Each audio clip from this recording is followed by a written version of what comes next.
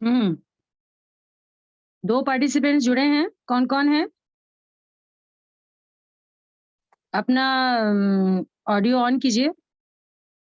मैं शुभम शिवा हूँ। हाँ, शुभम शिवा जी। और स्टूडेंट्स नहीं आए अभी, 2 लड़कियां आई हैं, कोई द्विवेदी एक। मैं आत्मा द्विवेदी के लिंक से बात कर रही हूँ। अच्छा अच्छा अच्छा। और श्रुति जो है वो स्टूडेंट है आपकी। बस 2 ही लोग जुड़े हैं। और आ रहे हैं। अच्छा, इसमें जी मैम। जी मैम, नमस्ते मैम।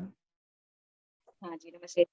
तो सबसे पहले बात करते हैं, प्री रिसर्च आप लोगों की है। रिसर्च एक ऐसी आवाजें आ रही हैं, डबल डबल आवाज आ रही है। ठीक है, अब आवाज आ रही है ना? स्टार्ट करें? हाँ बिल्कुल सही है। हाँ जी। तो सबसे पहले बात आती है रिसर्च। रिसर्च करने के लिए सबसे इम्पोर्टेंट चीज है कि समझा जाए कि एग्जैक्टली रिसर्च का क्या मतलब है। रिसर्च, अगर कोई भी चीज को, किसी भी टॉपिक को, किसी भी आपका जो आप टॉपिक चूज करना चाहते हैं, तो सबसे इम्पोर्टेंट चीज, कुछ इम्पोर्टेंट चीज होती है पॉइंट्स। उन आपको सारी आगे का प्रोसेस करना होता है। तो सबसे पहले बात आती है, इसमें क्या चीज है? सामाजिक शोध का प्राथमिक उद्देश्य तत्कालीन या दीर्घकालीन सामाजिक जीवन को समझकर उस पर अपेक्षाकृत अधिक नियंत्रण प्राप्त करना होता है। कोई भी टॉपिक आपने लिया है, उस टॉपिक पे चारों तरफ से उसके बात को समझ के सबसे पहले उसका एक उद्देश्य होना चाहिए। कोई भी चीज ऐसा नहीं है कि खाली हमें पीएचडी का एक टॉपिक लेके हमें बस उसके ऊपर जो भी मैटर मिले उसको लिख देना है।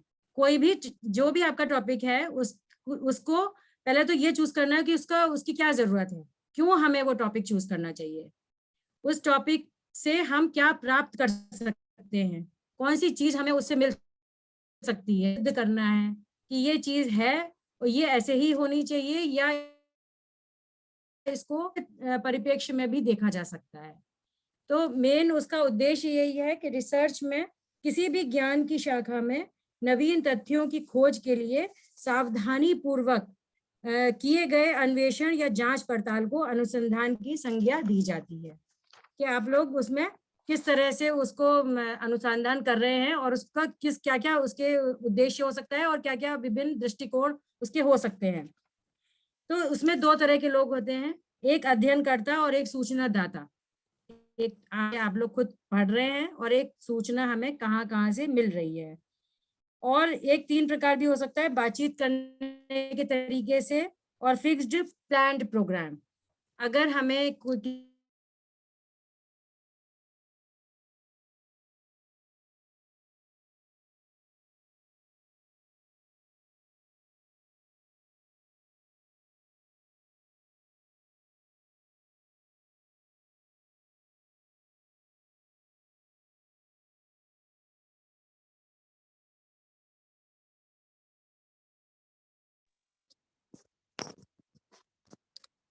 मैं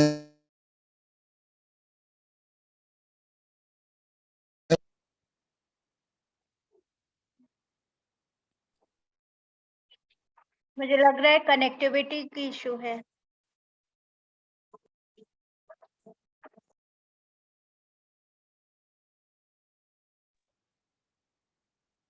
यस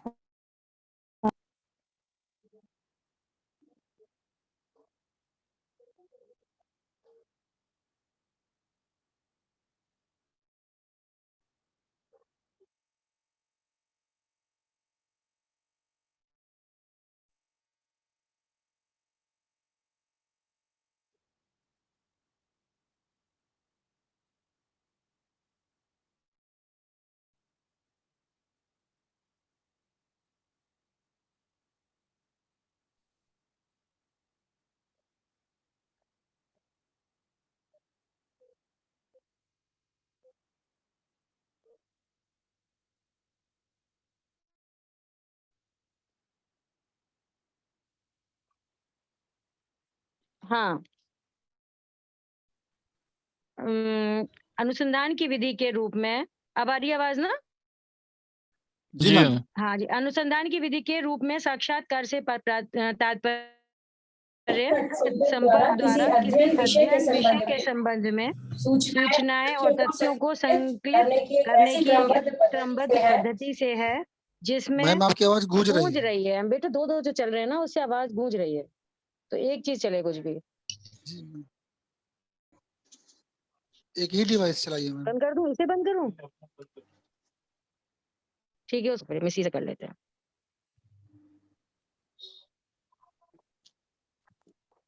ठीक है, ठीक है, आवाज दूर।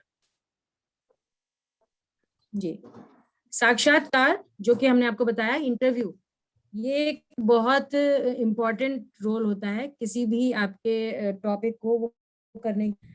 इसको मौलिक रूप से सामाजिक अंतरक्रिया की एक प्रक्रिया है ये।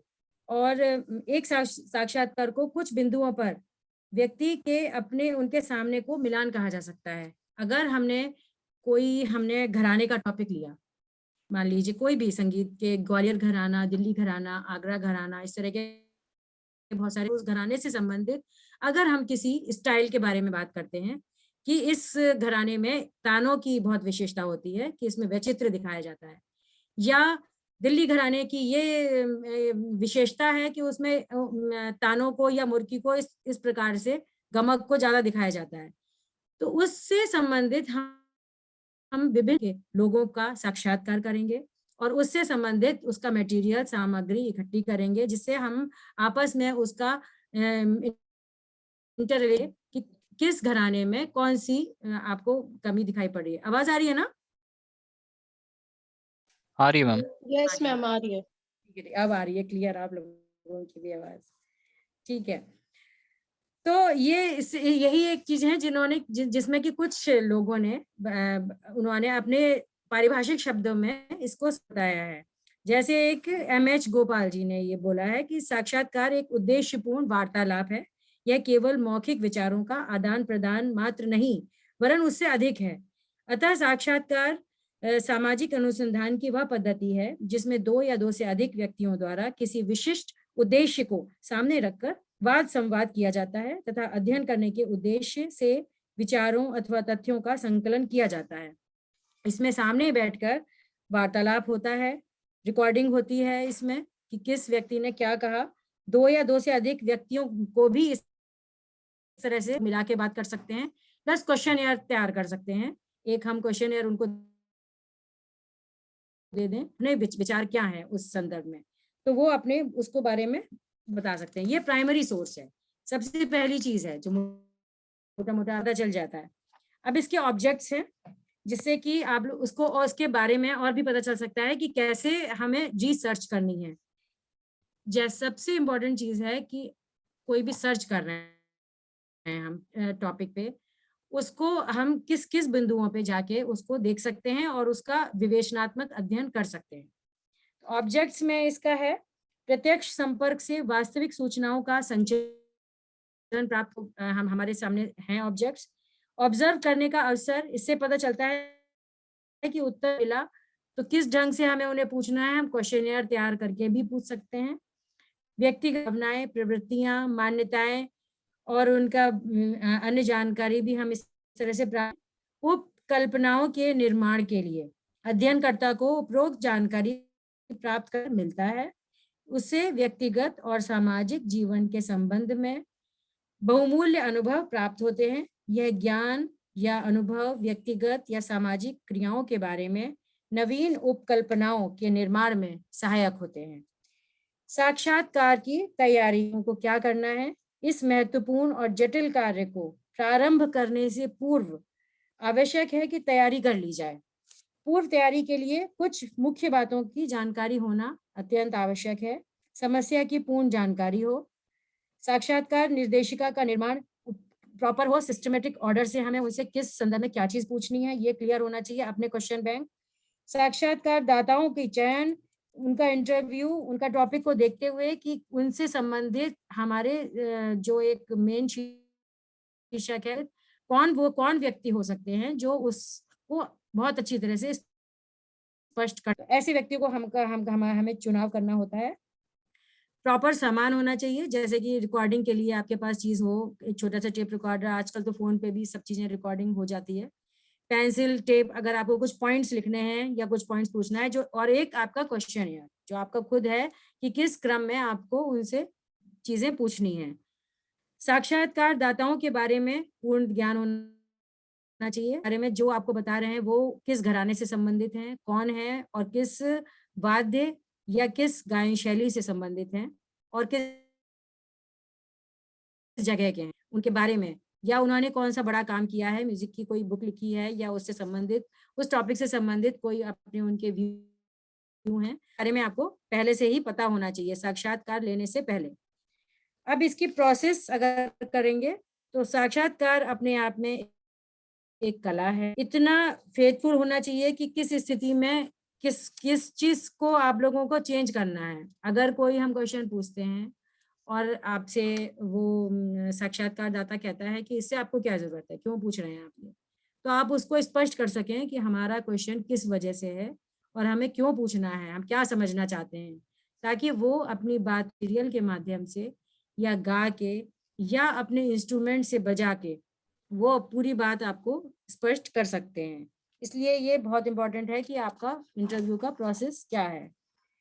प्रारंभ में आपको सामान्य परिचयात्मक प्रश्न पूछने चाहिए और क्रमानुसार धीरे धीरे विषय से संबंधित गंभीर और व्यक्तिगत अनुभव आदि के पूछते रहने चाहिए।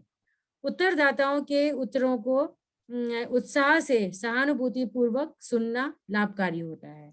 सूचनादाता के निकट पहुंचते ही उस पर प्रश्नों की झड़ी नहीं लगा देनी चाहिए कि एकदम से आप पूछें कि ये बताइए, इसके बाद ये बता दीजिए, इसके बाद ये बता दीजिए। आराम से वार्तालाप, आपको ये लगना चाहिए जैसे घर में आप आए हैं बातचीत करने के उसमें हैं आप लोग, कि आपको बस कुछ चीजें के बारे में पता करना है कि उनकी व्यू में या उनके घराने में या उनके अपनी व्यक्तिगत जो आपका उनका इंस्ट्रूमेंट है या उनका जो अपना एक तरीका है, अपना पारिवारिक वातावरण है, उसमें आपको वो कौन सी चीज समझाना या बताना चाहते हैं। तो उसकी सूची इस बात को ध्यानपूर्वक सुनकर वह फिर आवश्यकता अनुसार पढ़े तो उसे पुनः दोहराकर उनकी आशंका, जिज्ञासा अथवा विभिन्न मत के को पुष्टि की जा सकती है। आपकी हर चीज को आप उनको पूछिए कि अगर आपको कोई भी परेशानी है या आप किस तरह से हमसे जाना चाहते हैं, हम लोगों को किस तरह से समझाना चाहते हैं, तो अगर उनका कोई और तरीका है और हम उनसे कुछ और तरीके से पूछ रहे हैं, तो हम ये भी कर सकते हैं कि जैसा वो चाह रहे हैं हम उससे उन्हीं माध्यम से उनसे पूछें। बातचीत का माध्यम ऐसी भाषा को बनाना चाहिए जो सूचनादाता को एग्जैक्टली क्या है उसका, और वह अपने भावों को अच्छी तरह से व्यक्त कर सके। कर्ता को यूं तो साक्षात्कारदाता से अधिक बहस नहीं करनी चाहिए, किंतु आवश्यकता पड़ने पर विषय को समझ ना पाने के कारण अत्यंत विनम्र भाषा में क्षमा कीजिएगा ये कहकर उनको मान्यवर आदि शब्दों का प्रयोग करके उनको सेटिस्फाई कर देना चाहिए। साक्षात्कार की समाप्ति पर टेप किए गए या नोट किए गए साक्षात्कार के मतों पर साक्षात्कारदाता के हस्ताक्षर करवा लेने चाहिए। साथ ही भविष्य में उन्हें प्रकाशित करने के लिए अनुमति भी ले लेनी। अगर हम किसी से पूछ रहे हैं तो ऐसा बिल्कुल नहीं होना चाहिए कि हमने उनसे पूछा कुछ और लिखा कुछ। आपने उनसे बात कर ली, पूछ लिया, उसके बाद अगर आप उनको दिखा दीजिए कि हमने ये पॉइंट्स आपके बारे में लिखे हैं, आप इसको अगर आप इसमें आप इसको साइन कर दीजिए, ताकि अगर हम कभी इस बात को पुष्टि करना चाहें, हम किसी को बताना चाहें, तो वो प्रूफ के रूप में हमारे पास होने चाहिए। ऐसा नहीं होना चाहिए कि लोग उनको बाद में ये लगे कि हमने तो ये बोला ही नहीं था, आपने ये किताब में कैसे लिख दिया, बुक में, अपनी थीसिस में। तो इसलिए ये बात उनके सामने स्पष्ट कर लेनी चाहिए। इसमें साक्षात्कार के भी कई तरह के प्रकार हो सकते हैं, जैसे मुख्य रूप से 4 प्रकार आधार पर। इसमें निदानात्मक, उपचारात्मक और अनुसंधानात्मक। अगर आपका एक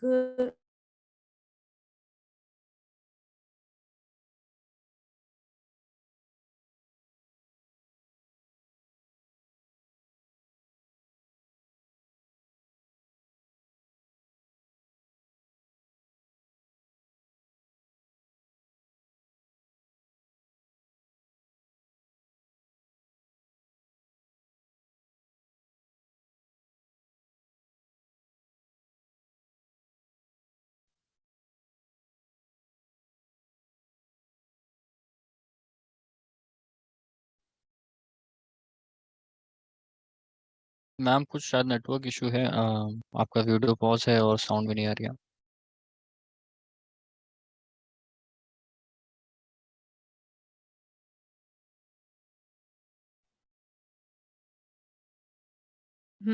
आप अगर उनसे पूछें कि आपके भी व्यू में किस तरह से हम उसका उपचार कर सकते हैं, कोई भी हमारी समस्या है उसका निदान किस तरह से किया जा सकता है। तो निदानात्मक हो गया डायग्नोस्टिक, जिसमें कि निदान आपको मिलेगा।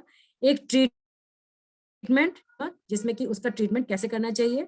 एक होता है अनुसंधात्मक रिसर्च, ये कि आपको इसमें तरह तरह के प्रोग्राम्स या टेस्ट करके रिसर्च करनी है, कई लोगों से पूछ के, तभी आपको पता चलेगा असली रिजल्ट सही आएगा कि किस तरह से उसका निदान किया जा सकता है। तो ये 3 तरीके हो सकते हैं। ये 3 में आएंगे उद्देश्य के आधार पर, अगर आपका जो भी एम है। दूसरा इसका है पॉइंट, साक्षात्कार दाताओं की संख्या के आधार पर। अगर बहुत सारे लोग हैं और आपको उनसे इंटरव्यू लेना है, तो आप 2 तरीके से कर सकते हैं, एक व्यक्तिगत और एक समूह में। एक तो ये भी तरीका हो सकता है कि आपको 4 लोगों को लेना, 4 लोगों का इंटरव्यू लेना है, सेम प्रॉब्लम से बात करनी है आपको। तो ये आपके पास दोनों तरीके हैं कि अगर आप उसको व्यक्तिगत भी ले सकते हैं अलग अलग, और अगर आपको कुछ ऐसा मौका मिल रहा है कि चारों सेम एक जगह पर हैं, तो आप उनसे रिक्वेस्ट कर सकते हैं कि आप हमें एक साथ भी दे सकते हैं, अगर वो राजी हैं। तो ये तरीके हैं जिसको कि आप लोग हमें ये कोशिश करनी है कि अगर हम किसी भी बात पे अनुसंधान कर रहे हैं, तो हमारा कम से कम टाइम लगे और बहुत से बहुत, और उसका मूल रूप से उसका एक कुछ हम सिद्ध कर पाए, हम उसको निदान उसका ढूंढ पाए कि उसके बारे में हमारा अपना व्यू क्या है, या लोगों से बात करके खुद पता क्या किया, हमें क्या फील हुआ, उस चीज को हमें लिखना है, खाली मैटर कलेक्ट करके नहीं लिखना होता। तीसरा इसमें पॉइंट है संरचना के आधार पर। इसमें है फॉर्मल और एक इनफॉर्मल। अगर कोई एक संरचना की जाती है, आपने एक रूपरेखा बनाई कि हम इस माध्यम से हम अपना काम करेंगे, तो उसमें एक फॉर्मल एक इनफॉर्मल। इसमें भी क्वेश्चन की तरह से हो सकता है कि आपने सिंपल से आपने बैठे, चाय पानी चाय पी, बात की, और आपने उनसे सिंपल तरीके से पूछा। एक इनफॉर्मल तरीके से आप उनके यहाँ गए और बिल्कुल उनको औपचारिक से पहले से बात कर ली कि हमें ये पूछना है आपसे, लगभग इतना टाइम लगेगा, और आप उनसे पूरी तरह से इंटरव्यू कर लें और अपने हिसाब से नोट कर लें।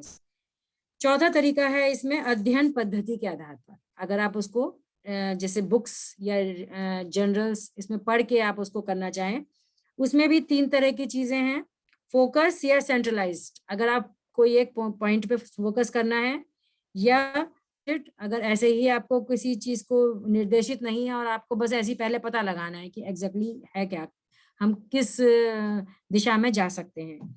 तीसरा है पुनर्दोहराना।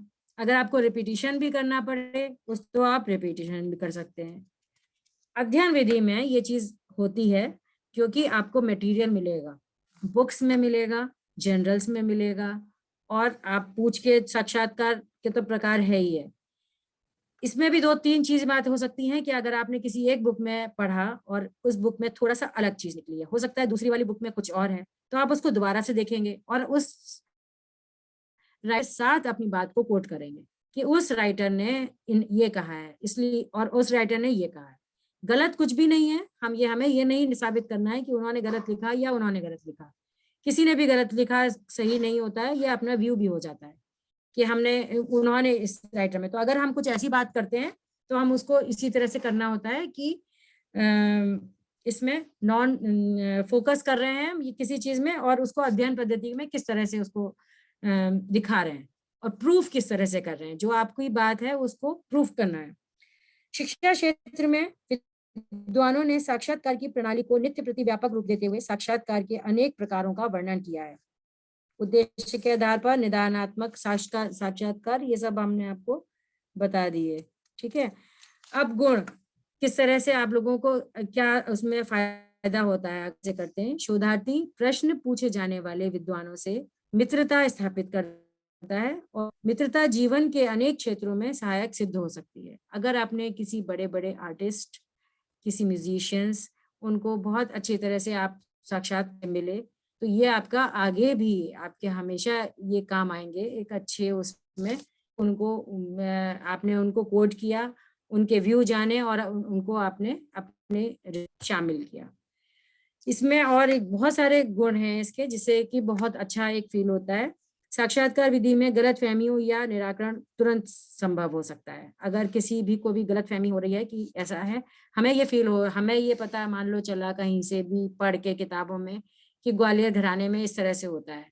ग्वालियर घराने के आप किसी म्यूजिशियन से बात करेंगे तो वो अपने आप को बताएंगे कि नहीं ऐसे होता है। तो हमारी बहुत सारी गलतफहमियां जो हम एक दूसरे से सुन के, कहीं पढ़ के, इधर ऐसे ही किसी कहीं से कुछ एक गलतफहमी धारण कर लेते हैं कि ऐसा ही होता है, हमें तो यही पढ़ा है, हमने तो यही पढ़ा है।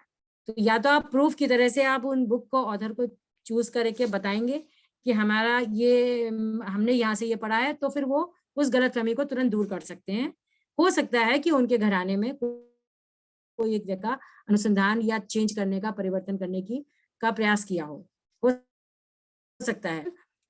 उसका मेन उद्देश्य वही होता है कि अगर पूरे घराने में कोई एक स्पेशल स्टाइल, कोई भी व्यक्ति जब अपना स्टाइल को धारण करता है और उसके बाद उसी स्टाइल को आदर्शों को या अपने बच्चों को या किसी को भी समझ बढ़ाता है और सिखाता है, और उनके जो शिष्य हैं वो उसी को आगे बढ़ाते हैं। जब ये प्रक्रिया चलती है तब वो उस घराने का कहलाता है। तो इसलिए वो गलतफहमी अगर आपकी किसी भी तरह की है तो ये साक्षात्कार के माध्यम से वो आर्टिस्ट दूर कर देंगे। जब किसी भी विद्वान के पास कोई साक्षात्कारकर्ता व्यक्तिगत रूप से पहुंच जाता है तो उस समय शिष्टता पूर्वक वह सूचना दाता टाल नहीं सकता, अतः किसी भी प्रकार में वो कम से कम टाइम जरूर दे देता है। क्योंकि ऐसा होता है कि कई बार हमने भी जैसे ये लोगों से संपर्क किए आर्टिस्ट लेवल पे, तो बहुत लोगों के पास बिल्कुल टाइम नहीं होता है। इतने बड़े बड़े आर्टिस्ट भी होते हैं, उनका प्रोग्राम भी है या फैमिली भी है, नौकरी भी है, तो नहीं टाइम होता है। कई बार वो नहीं दे पाते हैं टाइम। फिर भी हम दोबारा कोशिश करते हैं कि सर आप बताइए, मैडम बताइए, कहीं पे भी कितना भी टाइम, थोड़ा सा टाइम मिल जाए, बस आधे घंटे का, थोड़ी सी कुछ बातें पूछनी है। तो फिर वो बात है, वो कह देते हैं कि ठीक है आप आ जाइए, इस टाइम पे हम यहाँ पर मिलेंगे, आप 15 मिनट का टाइम हम आपको दे सकते हैं। तो ये एक बहुत फैमिलियर होने का एक मौका होता है। साक्षात्कार विधि द्वारा मूर्त, अदृश्य सामाजिक घटनाओं, तथ्यों का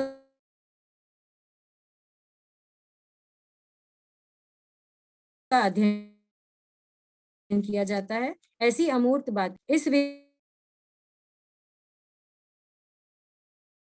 में प्रश्नदाता के विधि में साक्षात्कारकर्ता और साक्षात्कारदाता दोनों पक्ष प्रत्यक्ष रूप से आमने सामने होते हैं, अतः वार्तालाप द्वारा एक दूसरे को प्रेरणा देते हैं, जिससे अदृश्य से अदृश्य बातें समझ आ जाती हैं और अध्ययन से संबंधित अनेक नवीन बातें भी सामने आ जाती हैं। बहुत सारी बातें क्लियर हो जाती हैं जब हम बातचीत करते हैं।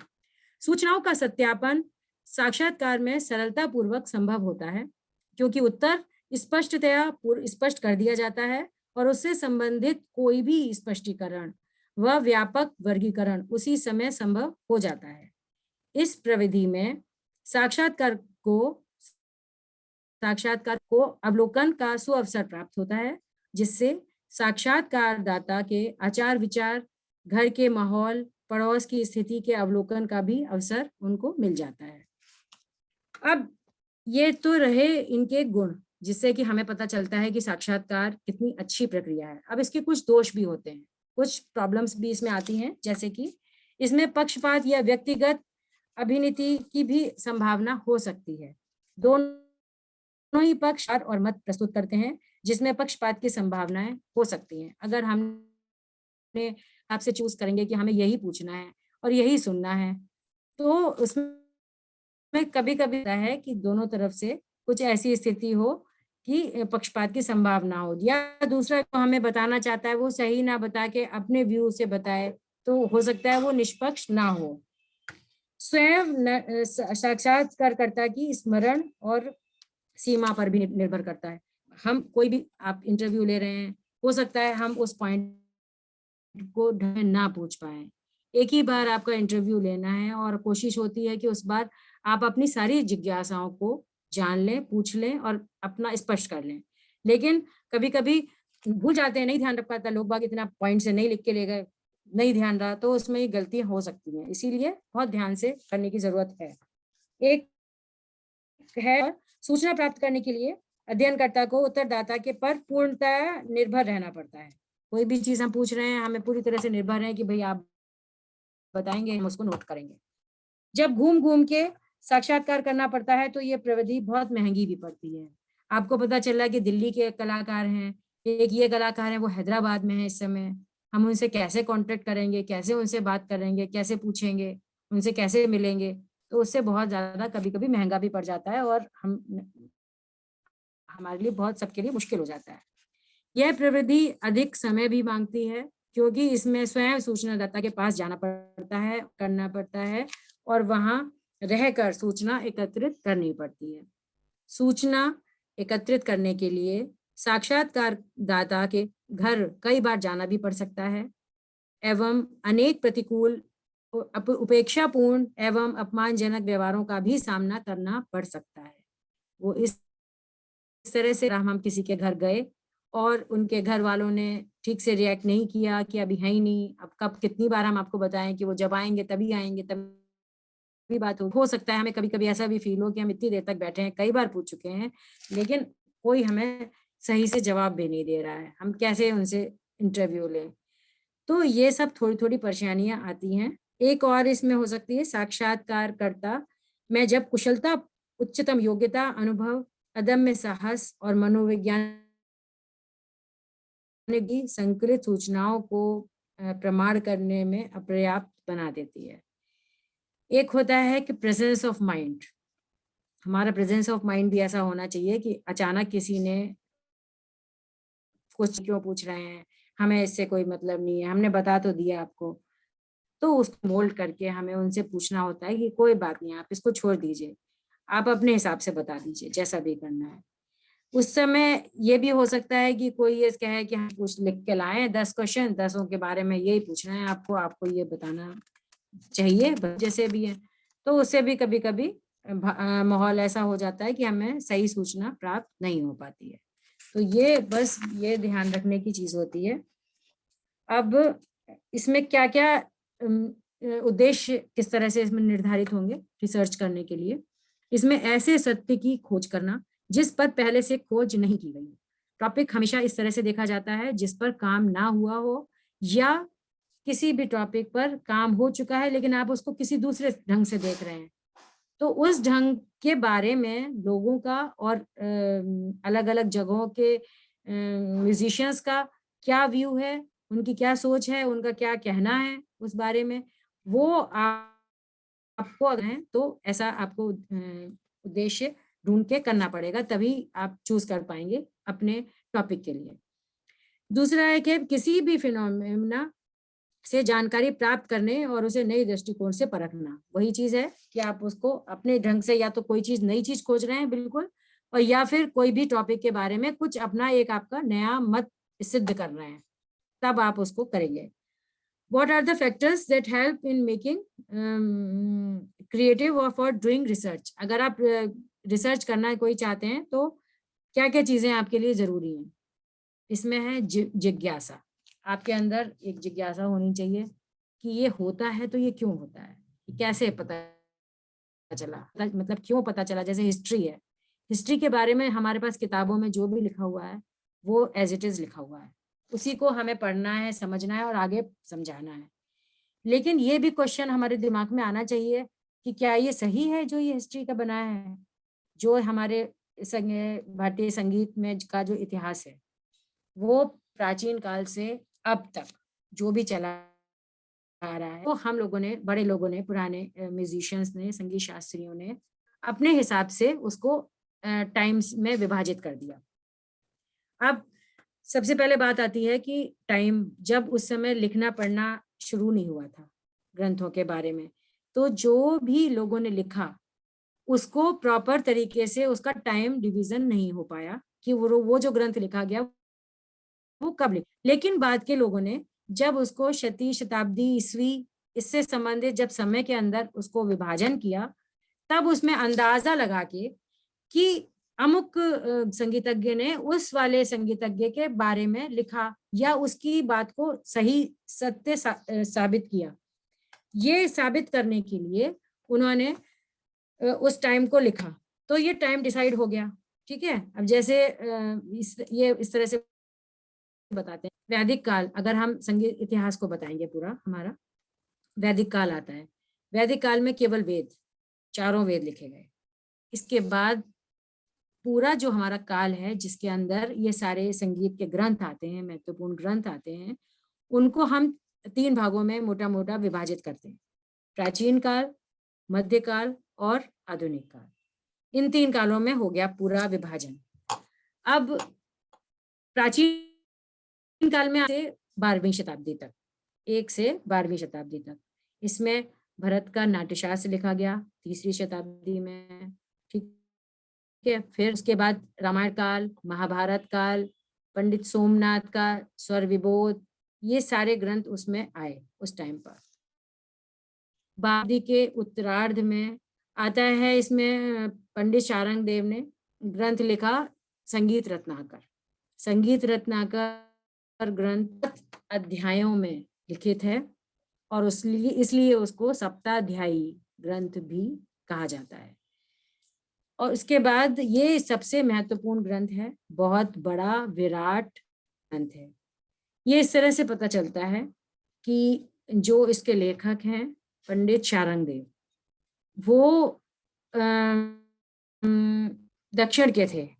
अगर हम हमारे पूरे जो भारत देश में जो हमारा पूरे में संगीत प्रचलित था, वो एक ही सा था पहले, जो कि इस समय दक्षिण भारतीय संगीत के नाम से, कर्नाटक संगीत के नाम से जाना जाता है।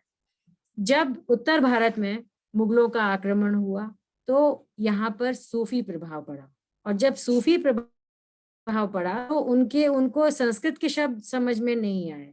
हमारा मेन जो वो था भाषा, संस्कृत भाषा थी पहले, हिंदी बाद में हुई है। पहले तो जो हमारे जो ग्रंथ थे वो सब संस्कृत में, क्लिष्ट भाषा में लिखे जाते थे।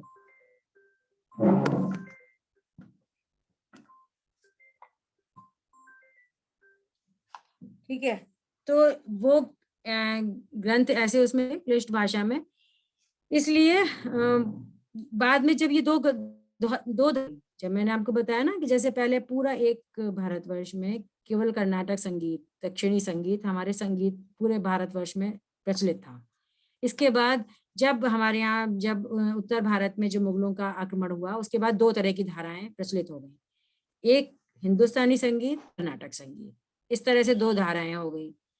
अब कर्नाटक संगीत के ये थे पंडित शारंग देव, और लास्ट में इन्होंने वहीं से पूरे कर्नाटक संगीत का बेस, आधारभूत ग्रंथ कहा जाता है हमारा ये वाला संगीत रत्नाकर, इसको ये इन्होंने बहुत पूरी तरह से वहाँ के पूरे और वहाँ के सब रागों को, वहाँ की तालों को, वहाँ के स्वरों को, वहाँ के वाद्यों को, सबको अच्छी तरह से समाहित करके एक ग्रंथ लिखना स्टार्ट किया, ये वाला रत्नाकर। इसके बाद लास्ट के दिनों में वो आ गए उत्तर भारत में रहने के लिए, तो उन्होंने कोशिश की कि यहाँ पर का तो संगीत थोड़ा सा अलग है। तो जब अलग वाले संगीत को जब देखने की कोशिश की, तो उन्होंने उस यहाँ के भी संगीत को, उत्तर भारत के संगीत को भी उन्होंने पूरा जानने की, उसके रागों को देखने की, समझने की कोशिश की। तो जब दोनों राग उन्होंने एक साथ किया, तो ये ग्रंथ बहुत बड़ा, विराट और क्लिष्ट ग्रंथ हो गया। इसमें चीजें सब, प्रक्रिया सबसे ज्यादा मिली। संगीत से संबंधित सबसे बड़ा महत्वपूर्ण ग्रंथ यही है, संगीत रत्नाकर, जो कि पंडित शारंग देव ने लिखा। फिर उसके बाद कुछ ग्रंथकारों ने इनका टीका किया। जो संस्कृत का ग्रंथ था उसको हिंदी में टीका करके या उसको सरल भाषा में करने के लिए जन जन साधारण तक पहुंचाया, ताकि लोग बाग उसको समझ के उसको समझ सके इसमें लिखा क्या है। तो जब ये ग्रंथ इनका हो गया, उसके बहुत सारे और ग्रंथ आए, मध्यकाल शुरू हो गया। उसके बाद 12वीं से 13वीं शताब्दी के बीच ये वाला ग्रंथ लिखा गया। 13वीं शताब्दी से 19वीं शताब्दी तक आता है मध्यकाल। मध्यकाल में 13वीं शताब्दी में आता है राग तरंगड़ी ने, पंडित लोचन ने राग तरंगड़ी लिखी 15वीं के आसपास। उसी समय पंडित वेंकट लिखा चतुर्दंडी प्रकाशिका, जो कि कर्नाटक में। उसके बाद उसी टाइम पे स्वरमेल कलानिधि पंडित रामामात्य ने लिखी, और हृदय नारायण देव जी ने हृदय कौद प्रकाश नामक ग्रंथ लिखे। ये बहुत अत्यंत महत्वपूर्ण ग्रंथ हैं जो 16वीं शताब्दी के मध्य के आसपास लिखे गए, जो बहुत। इसके बाद आता है 18वीं शताब्दी में सबसे बड़ा महत्वपूर्ण ग्रंथ आता है पंडित ने संगीत पारिजात लिखा, संगीत पारिजात पंडित अहोबल, जिसमें कि उन्होंने पुराने सब ग्रंथकारों के बारे में भी लिखा और उसी को आगे अपनी प्रचलित तत्कालीन प्रचलित जो भी रागों की स्थिति थी, जो भी स्वरों थी, वो सब स्पष्ट की अपने ग्रंथ में। ठीक है, अब ये तो अभी मध्यकाल चल रहा है। इससे पहले एक चीज और मैं बता दूं, सबसे बड़ा पहला एक ग्रंथ लिखा गया 3री और 4वीं शताब्दी में भरत मुनि ने लिखा नाट्यशास्त्र। ठीक है, और नाट्यशास्त्र जो ग्रंथ है ये मुख्य रूप से संगीत का ग्रंथ नहीं है, नाटक का ग्रंथ है, हिंदी का ग्रंथ है एक तरह से। इसमें रस और रसों के बारे में और पूरा हिंदी के सारे नाट्य मंचन के बारे में इसमें लिखा गया। ठीक है, तो जो इसमें नाट्य मंचन जैसे करते थे पहले, जो एक रामलीला वगैरह होती थी, उर्मिला तुम्हें समझ में नहीं आ रहा है, बोलो मत।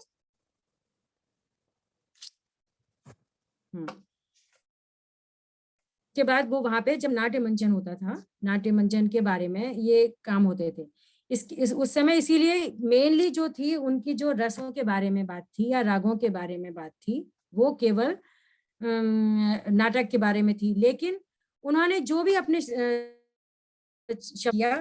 लिखने का प्रयोग किया, वो उसमें से कुछ चीजें, कुछ ऐसे टेक्निकल्स थे जिसको कि संगीत में हम लोग उन लोगों ने इसलिए जो नाट्यशास्त्र को कई अध्यायों में लिखा गया, और उसमें 7वां, फिर 28 से 33 तक, 6, 7, 28, 29, 30, 31, 32, 33, इस तरह के कुछ अध्याय ऐसे थे जिस अध्यायों पे संगीत के विषय में उन्होंने पे प्रचुर सामग्री उसमें मिलती है हमें। तो वो उन्हीं केवल हम लोग हैं, वो केवल हम उन्हीं अध्यायों की बात करते हैं जिन अध्यायों में हमें ये वाली चीज मिल जाती है पूरी तरह से कि संगीत से संबंधित वाद्य, संगीत से संबंधित टेक्निकल वर्ड्स।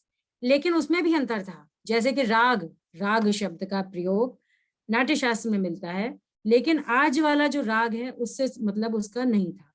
उस समय राग से मतलब होता है राग द्वेष, किसी से लगाव, कोई चीज हमें किसी से राग है, प्यार है, मोह है, प्रेम है, उससे मतलब था उस राग का।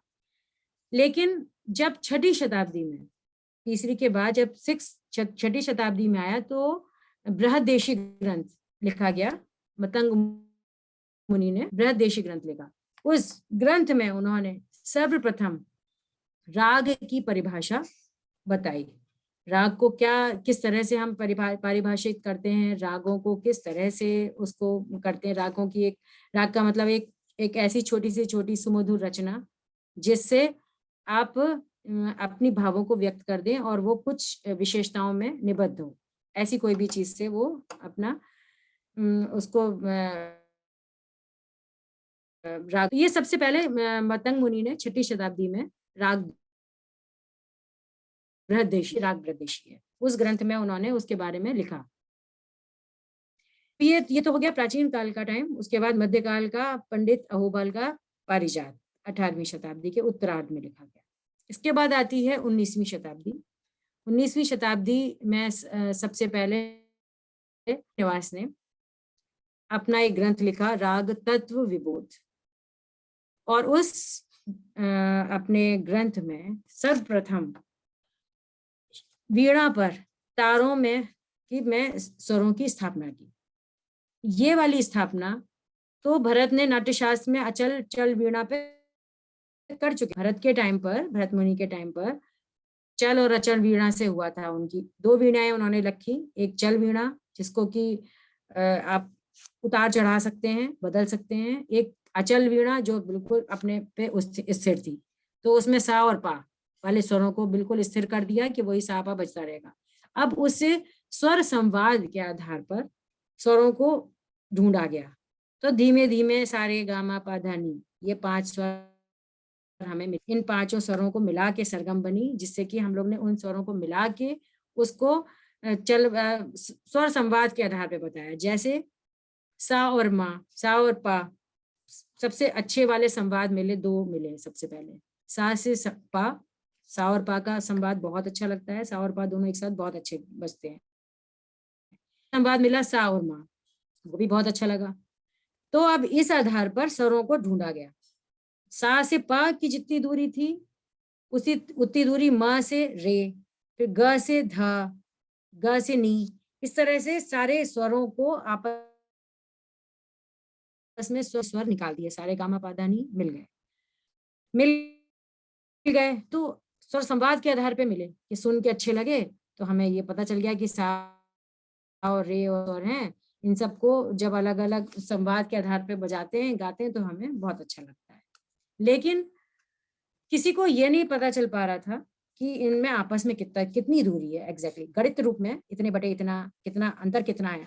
ये वाला सा और उससे सब सा, इनमें आपस में जस्ट डबल का अंतर है, तो कितना अंतर है, कहाँ पर स्थापित है। तो ये सबसे पहला काम इन्होंने, पंडित श्रीनिवास जी ने वीणा पर स्वरों की स्थापना की कि 240 आंदोलन संख्या अगर सा मध्य सा की है और 480 तार सा की, उसके मध्य में सारे स्वर हैं, रे गा धा नी, रे गा म प धा नी, वो सारे स्वर इसके अंदर हैं। अब सा से ऊंचा रे में क्या अंतर है, रे से गा में क्या अंतर है, और गा से मा में कितना अंतर है, बीच में क्या अंतर है। तो ये सब अंतर इनके आपस में क्या क्या है, कैसे कैसे हैं, ये इन्होंने सबसे पहले गणित रूप में प्रॉपर तरीके से इन्होंने बताया, पंडित श्रीनिवास जी ने।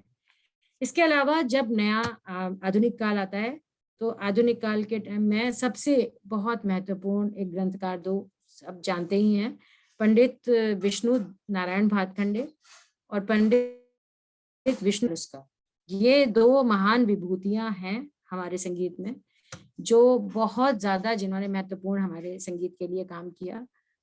उस समय जब किसी को सिखा नहीं, कोई भी आसानी से तैयार होता था किसी को भी सिखाने के लिए, और कुछ ऐसी जनता में, आम लोगों में सीखना चाहते थे, कोई भी चीज वो नहीं सीख सकते थे, उनको एक कोशिश करनी होती थी, तब वो जाके उनसे सीख पाते थे। उस समय इन्होंने छुप छुप के मंच से पीछे छुप के सुनते थे, रिकॉर्डिंग का जमाना था नहीं, तो सुन के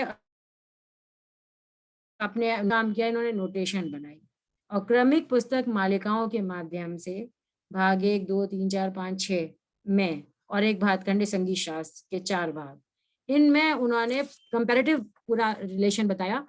और जो बड़े बड़े लोगों की, घरानेदार संगीतज्ञों के बारे में, कि उनकी जो वो थी, उनकी स्वरलिपि थी, उनके नोटेशन को सुन के अपनी पद्धति में उतारा, और पद्धति में जब लिखा उन्होंने आगे के इतने, और एक तो ये काम किया, स्वरलिपि पद्धति बहुत इंपॉर्टेंट थी, जिससे कि वो रिटन में आ गई वो चीज।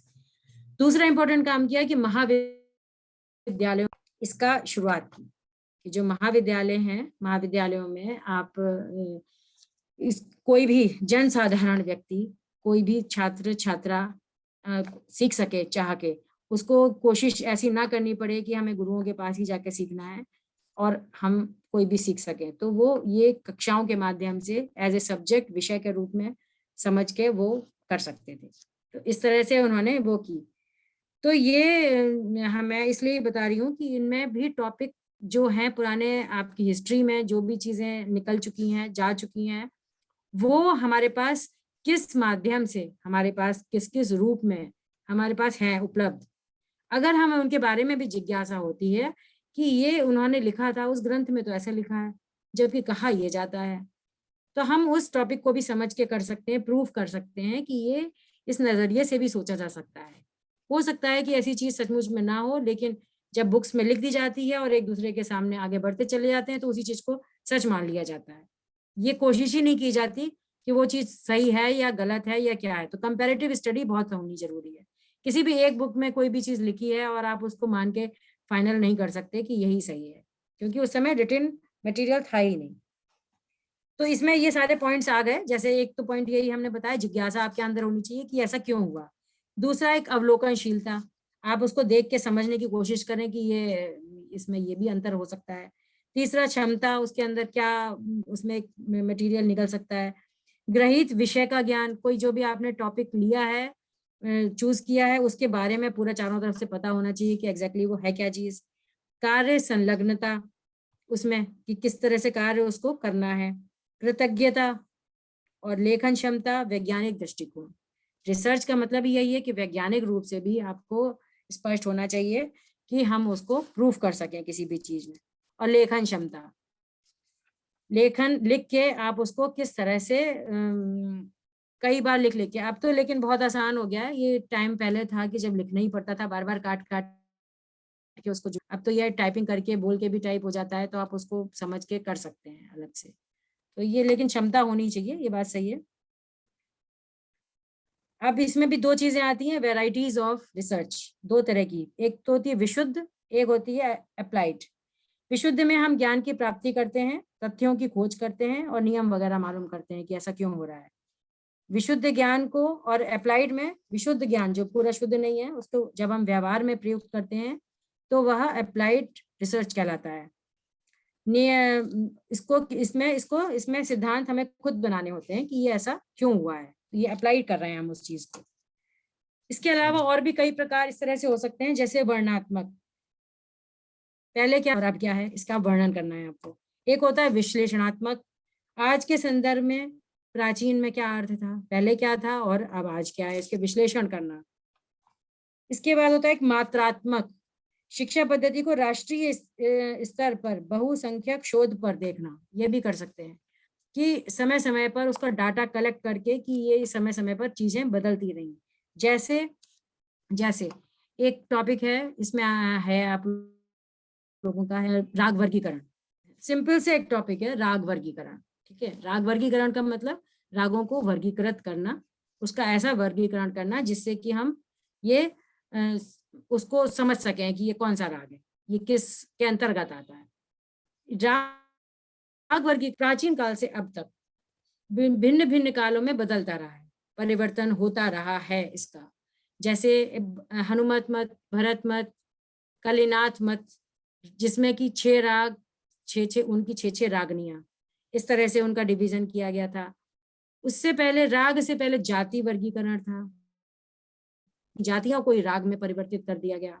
तो जब मतंग का ब्रदेशी आया, ब्रदेशी ग्रंथ में, तब उन्होंने राग शब्द यूज करना शुरू किया। लेकिन राग की जो विशेषताएं रखी, जो भी 10 विशेषताएं रखी, 13 विशेषताएं रखी, वो सारी जाति की विशेषताएं थी। क्योंकि पहले जाति लक्षण होता था, जाति विश्लेषण होता था, मतलब जाति गायन होता था। एग्जैक्टली जातियां थी बड़ी बड़ी, उनका गायन होता था, लेकिन वो बहुत क्लिष्ट होती थी और धीमे धीमे टाइम के बाद वो धीमे धीमे विलुप्त होती चली गई। उनको गाना मुश्किल होता था। जैसे कि एक चीज और थी जो कि खत्म हो गई, ग्राम थे, ग्राम मूर्छना। ग्राम में 3 तरह के ग्राम थे पहले, शरज ग्राम, मध्यम ग्राम और गंधार ग्राम। लेकिन जब ये जातियों का गायन बहुत मुश्किल होता चला गया तो गंधार ग्राम धीमे धीमे लुप्त हो गया, खत्म हुआ। उसके बाद धीमे धीमे मध्यम ग्राम भी लुप्त हो गया। अब बचा केवल ये शरज ग्राम, जो कि आज तक चल रहा है। जो आधार स्वर सा हमें मिलते रहना चाहिए, वो हमें लगातार कांस्टेंट, तो शरज ग्राम में अब चल रहा है। तो उस समय जब ये ग्रामों में जाति गायन बहुत क्लिष्ट होता था, तो गंधर्व गाते थे इसको। ये गंधर्व का लोप हो गया, गंधर्व का लोप हो गया तो धीमे धीमे ये सब जातियां भी चली गई। फिर आया सिंपल राग। रागों की जो विशेषताएं थी वो मुख्य रूप से जातियों की ही विशेषताएं थी, बस थोड़ा सा उसको मॉडिफाई कर दिया, कुछ कुछ चीजों के नाम बदल दिए। जैसे कि पहले था न्यास अपन्यास, ये सब बोलते थे, लेकिन धीमे धीमे क्या हो गया, उसको न्यास का मतलब बदल गया। न्यास का मतलब पहले होता था कि इस लाइन के बाद अगर आप रुकेंगे तो यहाँ पे आपको पॉज करना पड़ेगा और ये न्यास होगा। लेकिन जब बाद में आज की डेट में न्यास का मतलब है जिस राग में जिस स्वर पर आप ज्यादा या उसके आसपास वाले स्वरों को उसी को ज्यादा दिखाते हैं, वो ज्यादातर वादी स्वर होता है।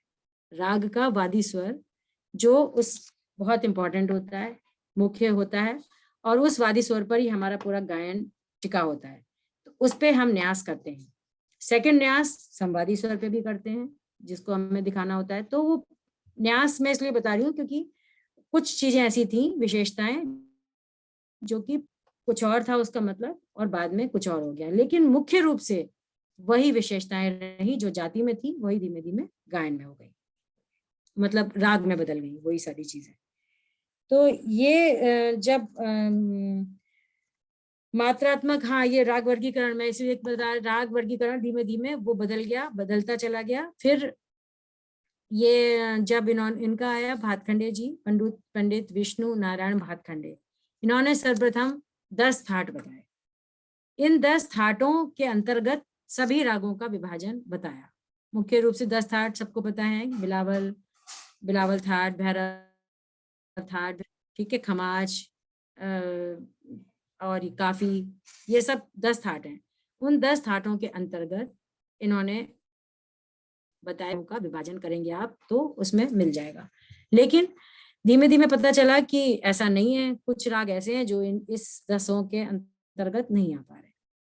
इसके विपरीत दक्षिण संगीत में, यानी कि कर्नाटक संगीत में 72 मेल माने जाते हैं, कहे जाते हैं, उसके अंतर्गत रागों का विभाजन होता है। जब यहाँ 10 का हुआ, 10 में पूरे नहीं आए, तो फिर एक पंडित मोरेश्वर खरे वो बताए, रागांग बताए, तो 30 रागांग बताए उन्होंने। उस रागांग के अंतर्गत उन्होंने रागों का विभाजन किया, जैसे कि पकड़ होती है राग की, मुख्य स्वर समुदाय, मेन स्वर समुदाय, जिससे तुरंत राग की पहचान हो सके। तो राग की जब तुरंत पहचान हो सके तो ऐसे ऐसे अंगों को उन्होंने अंगों बताए कि 30 रागांग हैं, इसके अंतर्गत सारे राग आ जाएंगे। पर धीमे धीमे जाके उसमें भी ऐसा कुछ हुआ, कुछ राग ऐसे थे जो उन किसी भी अंग में नहीं आ पा रहे थे। फिर उसके बाद कोई और विभाजन नहीं हुआ। लेकिन अभी भी आज की डेट में मुख्य रूप से हम 10 थाटों के अंतर्गत मान सकते हैं। कुछ कुछ अंगों के बाद में और भी है, लेकिन बेसिक यही है, बेसिक 10 थाटों में आते हैं कुछ राग, नहीं आते तो ये आपका रागांग एक वर्गीकरण, ये भी एक अच्छा वर्गीकरण है। पर ये वर्गीकरण बदलता रहा टाइम टू टाइम। ये मैं बताना चाह रही हूँ कि जो वर्गीकरण बदलते हैं, ये समय, लोगों की सोच, लोगों की जागरूकता, लोगों की चाहत, लोगों की रुचि के अनुसार ये परिवर्तन धीमे धीमे होता रहता है, जिससे कि उन लोगों को जन रुचि के अनुसार जो उनको अच्छा लगे, जिससे उनको समझ में आए और उनको विभाजन करना, समझना, गाना इजी हो, आसान हो। तो इस तरह से भी देख सकते हैं। एक होता है गुण देख के, कोई हमने गुण देख के एक चीज ढूंढी कि ये बहुत इंपॉर्टेंट चीज है, अच्छा रहेगा हमें किसी के बारे में पता चल जाए। दूसरा एक पॉइंट है कल्पना पर आधारित, एक अदृश्य कल्पना कर ली, सोच लिया ऐसा हो सकता है, तो उसके बारे में भी हम कुछ रिसर्च कर सकते हैं। जैसे कि 16वीं और 17वीं शताब्दी में राग रागनी, राग ध्यान आदि, उस समय पर राग रागनियों का क्या पिक्चर थी उनकी, एक तरह से क्या उसका दृष्टिकोण था, किस तरह से उसको पिक्चराइज करते थे, किस तरह से गाते थे। आपको अजंता, एलोरा, अगर आप पुरानी गुफाओं में जाएंगे तो आपको पिक्चर्स बनी हुई दिखाई पड़ेंगी, विभिन्न इंस्ट्रूमेंट्स उनके साथ आपको मिलेंगे। तो उससे आपको ये अंदाजा उस टाइम का तत्कालीन संगीत उस समय क्या था उसके बारे में पता चलेगा। लेकिन एग्जैक्टली हमें तब भी नहीं पता कि उस समय किस तरह से राग रागनियों को गाया जाता था, कैसे किया जाता था, उनके नियम क्या होते थे, उनकी विशेषताएं क्या होती थी। एक राग की 6 रागनियां, 6 राग की 36 रागनियां हो जाती थी, तो वो उनसे किस तरह से संबंधित होती थी और कैसे कैसे अलग होती थी और उनमें क्या अंतर होता था। एक राग है उसकी 6 रागनियां हैं, तो उनमें आपस में परस्पर डिफरेंस क्या है, इस बात को सोचना समझना, और अगर हमें रिसर्च करनी है तो हम ये भी इस तरह के टॉपिक को भी ले सकते हैं। दूसरा है बेसिक कॉन्सेप्ट अलग हो, बेसिक आपने असली में क्या है। दूसरा एक चीज, एक टॉपिक, इसमें तो इतिहास में जो भी लिखा है उसी को, ग्रंथों को देख के, उसको समझ के, उसके बारे में आपको पूरा लिखना है या पढ़ना है। एक होता है मनोवैज्ञानिक रूप, कोई चीज पहले क्या थी, अब क्या है, और हमारे ऊपर उसका क्या प्रभाव पड़ता है। जैसे समय, एक राग और रागों का समय, ध्यान, ये सब था। जो कुछ स्वर ऐसे होते हैं जो हमें उस स्वरों, उस राग को जब हम उस टाइम पे गाते बजाते हैं तो वो एक अलग इफेक्ट होता है। उसी तरह से उन्हीं स्वरों के हिसाब से उस राग में उसी तरह की बंदिशें भी होती हैं। जैसे कि राग भैरव है, अगर आपका राग भैरव में जो भी रे और धा कोमल है, तो जैसे किसी भी टाइम पर कोई भी राग नहीं अच्छा लगेगा, ये बात बिल्कुल सही है। उसमें कुछ ऐसा होता है स्पेशल, आपके कुछ स्वरों का प्रभाव ऐसा होता है कि वो आप पे अलग तरह का प्रभाव डालता है रागों का। गानों में भी जैसे आप देख सकते हैं, अब जैसे भी है, अगर आप इसको देखते हैं, सा रे ग म प ध नि सा नि ध प म ग म रे सा, तो ये इसके स्वर हैं। जागो मोहन प्यारे, सांवरी सूरत मोरे मन भावे। इस तरह से आप लोग इसको देख सकते हैं कि इसमें इतनी शांति है, मधुरता है कि आप सोच इमेजिन कर सकते हैं कि हम सुबह के टाइम एक मोहन को, किसी को भी जगा रहे हैं कि उठ जाओ, बहुत देर हो चुकी है, अब बहुत अच्छा शांत वातावरण हो चुका है, सबका टाइम हो गया है, सब अपने अपने कामों के लिए तैयार हैं, तो उठ जाओ और अपने अपने कामों में लग जाओ। तो कुछ राग ऐसे होते हैं जिसमें कि आप लोग वो इफेक्ट आ सकता है कि रागों में जो भी रागों के स्वर हैं उसी हिसाब से उसकी बंदिशें भी होती हैं ज्यादातर। तो इसी हिसाब से इसका टाइम भी नहीं, जैसे राग यमन है, कल्याण है, कल्याण ठाट के राग रात में गाए बजाए जाते हैं, उसमें श्रृंगार रस, इससे प्रधान आप लोगों की बंदिशें ज्यादातर होती हैं। जैसे जो भी है इसके राग यमन की बंदिश है, उस तरह की बंदिशें होती हैं जिसमें कि आपको मतलब अलग तरह से कूल रह के आप कर सकते हैं। सुबह वाले राग अलग होते हैं, तो इनको रागों को उनके स्वरों के हिसाब से, उनकी विशेषताओं के हिसाब से उसमें बंदिशें होती हैं, और वो उसका समय निर्धारण भी उसी हिसाब से होता है। तो ये मनोवैज्ञानिक प्रभाव, मनोवैज्ञानिक का आपका क्या प्रभाव पड़ता है उस गाने को सुन के, कैसा लगता है। एक होता है अंतर अनुशासित, एक विषय का दूसरे के साथ अध्ययन, एक इंटर रिलेशन आपस में, किसी भी चीज का इंटर रिलेशन आपस में क्या होता है, ये ऐसा है, इसका ये ऐसा है, तो कौन सा सही है और गलत की बात नहीं है कि ये सही है, लेकिन उन दोनों का रिलेशन आपस में कैसा है, वो एक दूसरे से कैसे पूरक हैं, एक दूसरे के लिए जरूरी हैं, बहुत अत्यंत आवश्यक हैं, एक दूसरे के बिना एक दूसरे का किसी का अस्तित्व नहीं है। तो ये चीज भी आप, जैसे ताल और लय एक ही चीज है, स्वर और लय, इन दोनों में क्या आपस में अंतर है, क्यों जरूरी है, और इन दोनों का एक दूसरे के बिना काम नहीं चल सकता कुछ भी। तो ये इस चीज को भी इस तरह का भी एक टॉपिक लिया जा सकता है। ठीक है, तो ये तो आपकी एक चीज हो गई। एक चीज मैं आपको और इसमें बताना चाहती हूँ, बहुत इम्पोर्टेंट है, किस तरह से आपको इसको लेना है। हाँ, एक सबसे इम्पोर्टेंट चीज होती है कि आप सिनॉप्सिस बनानी है। सबसे पहले रूपरेखा, आपका जो भी टॉपिक है, पहले तो टॉपिक चूज किया जाएगा, उसके बाद उसको उसकी रूपरेखा बनेगी, ताकि उस आधार पर उसी से संबंधित आप उस पर लगातार वर्क करें। तो किस तरह से करना है, इसका पहले एक आधार समझना है। स्टेटमेंट, प्रॉब्लम, आपका टॉपिक क्या है, ऑब्जेक्टिव क्या है, आप उसको किस किस तरह से उसको देखना चाहते हैं। डेफिनेशंस और टर्म्स, जो आपका चीजें हैं, मेन परिभाषा क्या है, कहाँ कहाँ पर, किस किस कोश में उसके बारे में क्या कहा गया है, उसको बारे में क्लियर होना चाहिए, स्पष्ट। स्कोप, लिमिट कहाँ है, कितना स्कोप हो सकता है, कहाँ कहाँ तक आप उसको क्षेत्र तक उसको समझ के लिख सकते हैं, समझ सकते हैं। Overview of generalised idea of the research. अगर आप रिसर्च कोई चीज कोई किसी की भी कर रहे हैं तो एक जनरल आइडिया और उसका पूरा लिटरेचर उसको आपको कहाँ कहाँ मिलेगा, कौन सी किस जगह पर, वो आपके पास, आपको उसी हिसाब से आपको रूपरेखा बनानी है। जस्टिफिकेशन, स्पष्टीकरण, इस प्रदान हम उसका क्यों करना चाहते हैं, वही वही आ गई चीज की उद्देश्य क्या है आपका, क्या चाहते हो आप उसको। तो खाली मटेरियल इकट्ठा नहीं करना है, वो तो किसी भी बुक में मिल जाएगा, लेकिन टॉपिक हमने लिया है, उसके बारे में कुछ जिज्ञासा है हमारी, कुछ हम उसके बारे में स्पष्ट करना चाहते हैं, किसी पॉइंट को प्रूफ करना चाहते हैं या निकाल के लाना चाहते हैं, तो उसका बारे में हमारा क्लियर होना चाहिए और उस पॉइंट्स को भी लिखना चाहिए। उस पॉइंट्स के अंतर्गत ही फिर हम आगे उसको अपने मैटर के इकट्ठा करेंगे। डॉक्यूमेंटेशन स्टाइल, बिब्लियोग्राफी विधि, यह बहुत इंपॉर्टेंट है कि जब आपने कोई भी चीज मटेरियल इकट्ठा कर रहे हैं, हर चीज का कोई भी श्लोक, किसी भी ग्रंथ का श्लोक या किसी भी ऑथराइज्ड म्यूजिशियंस या बड़े लोगों की, कलाकारों की कोटेशन, उनकी परिभाषा, उन्होंने जो अपने भाषा में परिभाषा दी है, उस परिभाषा को अगर आप क्लियर करना चाहते हैं तो उसके बारे में आपको पर ही नोट कर लेंगे, जहां पर भी आप लिखेंगे कि ये चीज आपने कहाँ से ली है और किस पृष्ठ पर है, किस बुक से ली है और उसमें उसका पेज नंबर क्या है। ये बहुत जरूरी है, क्योंकि अगर आपने उसका पेज नंबर नहीं लिखा, बाद में आप उसको प्रूफ ही नहीं कर पाएंगे। बिब्लियोग्राफी इसको बोलते हैं।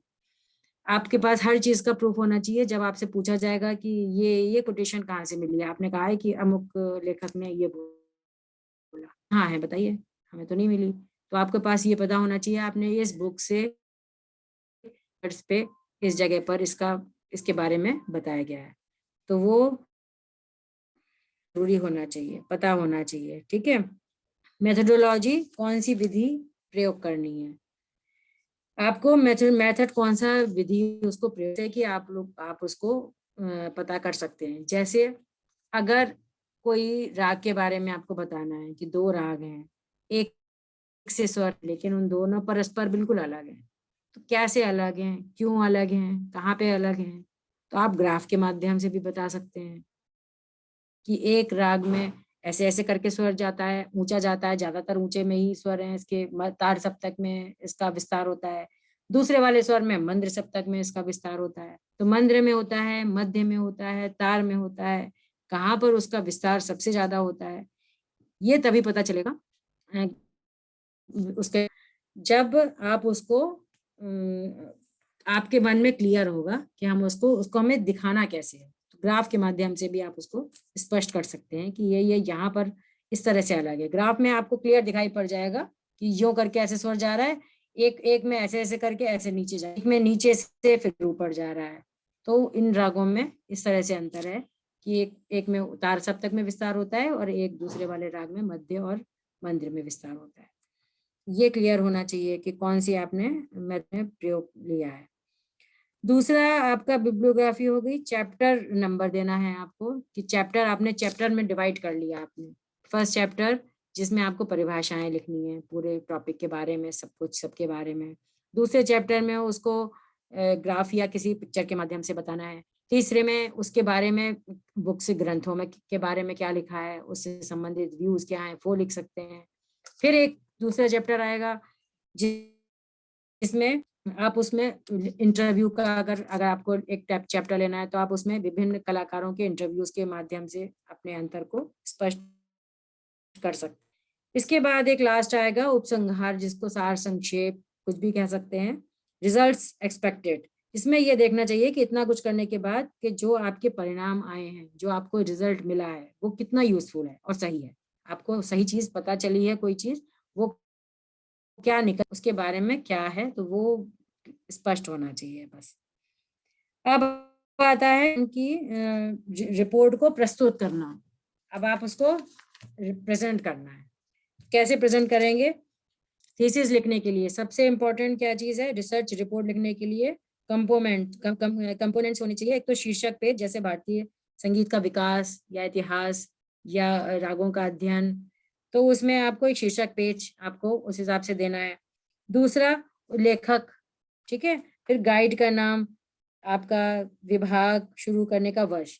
ये तो एक वो तरीका हो गया पहले वाले पेज में क्या क्या चीजें आपको लिखनी है। ये तो आपको किसी भी रिसर्च से पता चल जाएगी, क्योंकि बहुत इंपॉर्टेंट चीज होती है। सिनॉप्सिस सबसे इंपॉर्टेंट चीज होती है किसी भी रिसर्च को करने, कोई भी रिसर्च को करने के लिए। देखिए एक पहले पॉइंट्स पढ़ लेती हूँ मैं, फिर देखती हूँ। एक है इसमें फॉरवर्ड, एंटी आउटसाइडर, इंट्रोडक्शन और प्रीफेस। ये 3 मेन वो होते हैं। पहले शुरुआत में कि आपको कैसे कैसे आगे बढ़ना है, इंट्रोडक्शन कैसे देना है उसके बारे में, प्रीफेस आपको प्रस्तावना जिसको बोलते हैं कि जो भी आपका टॉपिक है उस पर आने से पहले वाली स्थिति वो क्या है, वो आप बहुत जरूरी होता है देना। लिस्ट ऑफ एब्रिसिएशन, देखो अब उसमें ये इस तरह से करना है। सीरियल नंबर, जैसे आपको जो बिब्लियोग्राफी बाद में जो लेटर्स लिखने हैं या ग्रंथों के नाम, संदर्भ ग्रंथ पुस्तिकाएं जो होती है ना, संदर्भ आपने किस किस से लिया है, वो आपको कैसे मिला, तो उसके वो क्रम से होनी चाहिए। अगर इंग्लिश में लिख रहे हैं अल्फाबेटिकली तो ABCD से हो जाएगा, हिंदी में लिखेंगे तो क ख ग, इस तरह से। वो इस तरह से ऐसे बनना चाहिए कि आपको अचानक देखना है कि बुक से, तो आपको डिक्शनरी में नहीं देखते आप लोग, डिक्शनरी में आराम से देख लेते हैं कि ये वाला वर्ड है, ए से वर्ड है तो ए वाले में मिलेगा, के से है तो के वाली जगह तो ढूंढेंगे। उसी तरह की चीज होती है बिब्लियोग्राफी। इसमें आपको तुरंत आपके नंबर से पता चल जाएगा, वहां पर जहां पर आप कोटेशन लिखेंगे या श्लोक लिखेंगे वहां पर नंबर लिखेंगे, छोटा सा 1 नंबर 2 नंबर, नंबर चलते जाएंगे। इसके बाद उन नंबरों का जो क्रम होगा वो फिर लास्ट में उस चैप्टर के बाद लिखा जाएगा। आपने एक पहले लिखा, एक की किसी की कोटेशन लिखी, वहां लिख दिया 1, दूसरा श्लोक लिखा, श्लोक के नीचे लिखा 2, ठीक है। अब जब वो चैप्टर खत्म हो जाएगा तो उस चैप्टर के बाद एक सारणी होगी, उसमें 1 नंबर पे पहले वाले का नाम, दूसरे नंबर पे दूसरे वाले बुक का नाम, जो बुक का नाम और ऑथर का नाम, ये सब अल्फाबेटिकली, ये इसमें तो नंबर के हिसाब से हो गया, या तो नंबर के हिसाब से होता है या अल्फाबेटिकली। अगर बुक्स का नाम लिख, संदर्भ ग्रंथ की जो किताबों के नाम लिखोगे सीधे सीधा, वो तो अल्फाबेटिकली हो, और अगर आप इसको इस तरह से लिखेंगे नंबर के हिसाब से तो नंबर के हिसाब से चलेगा। तो ये आपका वो होगा, आपको विस्तार से आपको समझ में पता चल जाएगा कोई भी पर है। कंटेंट क्या है, अध्याय क्या है, फुटनोट, फुटनोट वही है कि अगर आप कोई वर्ड ऐसा है क्लिष्ट जिसको समझ में नहीं आ रहा है तो उसको नीचे स्टार बना के नोट करके उस जगह पे उसका मतलब 2 लाइनों में लिख देंगे कि इसका मतलब ये है, ठीक है। अपेंडिक्स हो गया और इंडेक्स पीछे होता है, कुछ ढूंढना हो तो लेखक सूची को बना सकते हैं। अब इम्पोर्टेंट चीज को मैं ब्रीफ कर देती हूँ, सिनॉप्सिस। सिनॉप्सिस बनानी सबसे इम्पोर्टेंट होता है। अगर आपका PhD का काम मान लीजिए 100% काम है, तो आप ये समझ लीजिए अगर आपकी सिनॉप्सिस बढ़िया है तो 70% आपका काम सिनॉप्सिस में हो गया पूरा। अगर सिनॉप्सिस आपने बहुत सही बढ़िया बना ली, समझ ली कि हमें किस तरह से काम करना है, तो 70% PhD आपकी हो गई। ऑन पेपर तो नहीं माना वो तो आपको वर्क बात सही है, कोई ये नहीं मानेगा कि हो गई आपकी PhD, आप बैठिए घर में आराम से। PhD के लिए आपको काम तो करना ही पड़ेगा, ठीक है। लेकिन वो काम आपके लिए आसानी के लिए सिर्फ ये बताया जा रहा है कि बहुत 70% काम आपका बिल्कुल हो चुका अगर आपने बहुत अच्छी सी उसकी रूपरेखा बना दी है। रूपरेखा का मतलब आपको किस दिशा में काम करना है, आपने टॉपिक चूज कर लिया, उसके बाद आपको उसमें किस तरह से क्या काम करना है, कहाँ पर जाना है, क्यों जाना है, कैसे जाना है, कब जाना है, और उसको लिखना किस तरह से है, और अरेंज कैसे करना है, ये सब उसमें आ जाता है सिनॉप्सिस में। तो सबसे बहुत बहुत इंपॉर्टेंट चीज होती है रूपरेखा। सिनॉप्सिस अगर आपने ये ठीक से बना ली, अच्छे से बन गई, तो आपका काम, बाकी जो काम है वो बहुत बहुत आराम से स्मूथली हो जाएगा। क्योंकि फिर जब आपने बना लिया, आपने पहला चैप्टर बनाया प्रस्तावना और इंट्रोडक्शन और डेफिनेशन, ये बना लिया आपने। अब आपका जो टॉपिक है उसके बारे में, उस टॉपिक पे जाने से पहले वाली चीज वो लिखी जाएगी। जैसे अगर आपने टॉपिक लिया कोई अपना किसी एक राग के बारे में लिया, चलिए मान लीजिए इस राग के से संबंधित स्वरों के बारे में मगध है, कोई भी लिया आपने। तो राग क्या चीज है पहले तो यही पता चले। अगर आपने सीधे सीधे लिख दिया कि ये राग मालकोंस, इसके बारे में विवेचनात्मक अध्ययन, तो रागों का तो आप सीधा सीधा वो लिख देंगे उसके बारे में, ये मटेरियल है। बात मटेरियल की नहीं है, बात असली ये है कि उस मटेरियल से पहले वो है क्या चीज जिसके बारे में बात की जा रही है, राग। तो राग क्या है, कैसे आया, कहाँ से आया, में उसकी प्रस्तावना, थोड़ा सा उसका भूमिका आपको आपके लिए बांधनी बहुत जरूरी है कि आपने एक भूमिका बांध ली कि ये इसके तहत हमें ये काम करना है। अब उसके बाद आप आ गए असली टॉपिक पर, उसकी परिभाषा। तो विभिन्न ग्रंथों में उस राग को कैसे कैसे परिभाषित किया है, उसकी मेन विशेषता क्या है, उसके श्लोक क्या हैं जिससे उसके परिचय के बारे में पता चल जाए, उसके बारे में पता चल जाए, किन किन ग्रंथों में उसका आरंभ हुआ, कहाँ से शुरुआत हुई, क्या हुआ, वो उसके बारे में आपने लिख दिया। इसके बाद नेक्स्ट पॉइंट आएगा आपका, नेक्स्ट चैप्टर आएगा कि आपने आपको विभिन्न घरानों में भी आपको उसके बारे में पूछना है। तो आपने पटियाला घराना, दिल्ली घराना, आगरा घराना, जयपुर घराना, है ना, किराना घराना, इन सब घरानों के जो बड़े बड़े जो आर्टिस्ट हैं आज की डेट में, उनके पास जाके आपने उनसे कि आप क्या इस राग को कैसे गाया बजाया जाता है। दूसरे से पूछा, दूसरे ने भी बताया, सबने अपना विभिन्न अलग स्टाइल में बताया। किसी ने कहा अरे तानों की, तो किसी ने कहा नहीं तानों की जरूरत नहीं है, हमें तो आलाप की वैचित्र देखना है, किस किस तरीके से आलाप किया जा सकता है, शांति से उसका विस्तार किया जा सकता है। किसी ने कहा नहीं नहीं मालगुण से एक बेसिक राग हो गया, उसके जो आगे कौसी, कानड़ा और मधुकोंस, चंद्रकोंस, उसके जो उस अंग के जो और राग हैं वो कैसे गाए बजाए जाते हैं, उसमें है असली असली ये तो है ही मालकों, तो सब लोग जानते हैं, लेकिन जो उसके अंग के जो और राग हैं वो बहुत इंपॉर्टेंट है।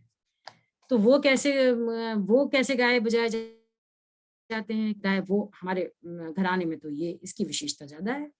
तो वो सब अपने अपने ढंग से आपको बताएंगे और उनका फिर आपको कंपैरेटिव करना है। और इसके अलावा आप उसको और कैसे कैसे बता सकते हैं, ग्राफ के माध्यम से बता सकते हैं, इंटरव्यू हो ही गया आपका, है ना। और जो ग्रंथों में उसके बारे में बताया है उसके बारे में पूरी चीजों को बता सकते हैं, ठीक है। एक हो गया हिस्ट्री का, हो गया एक हो गया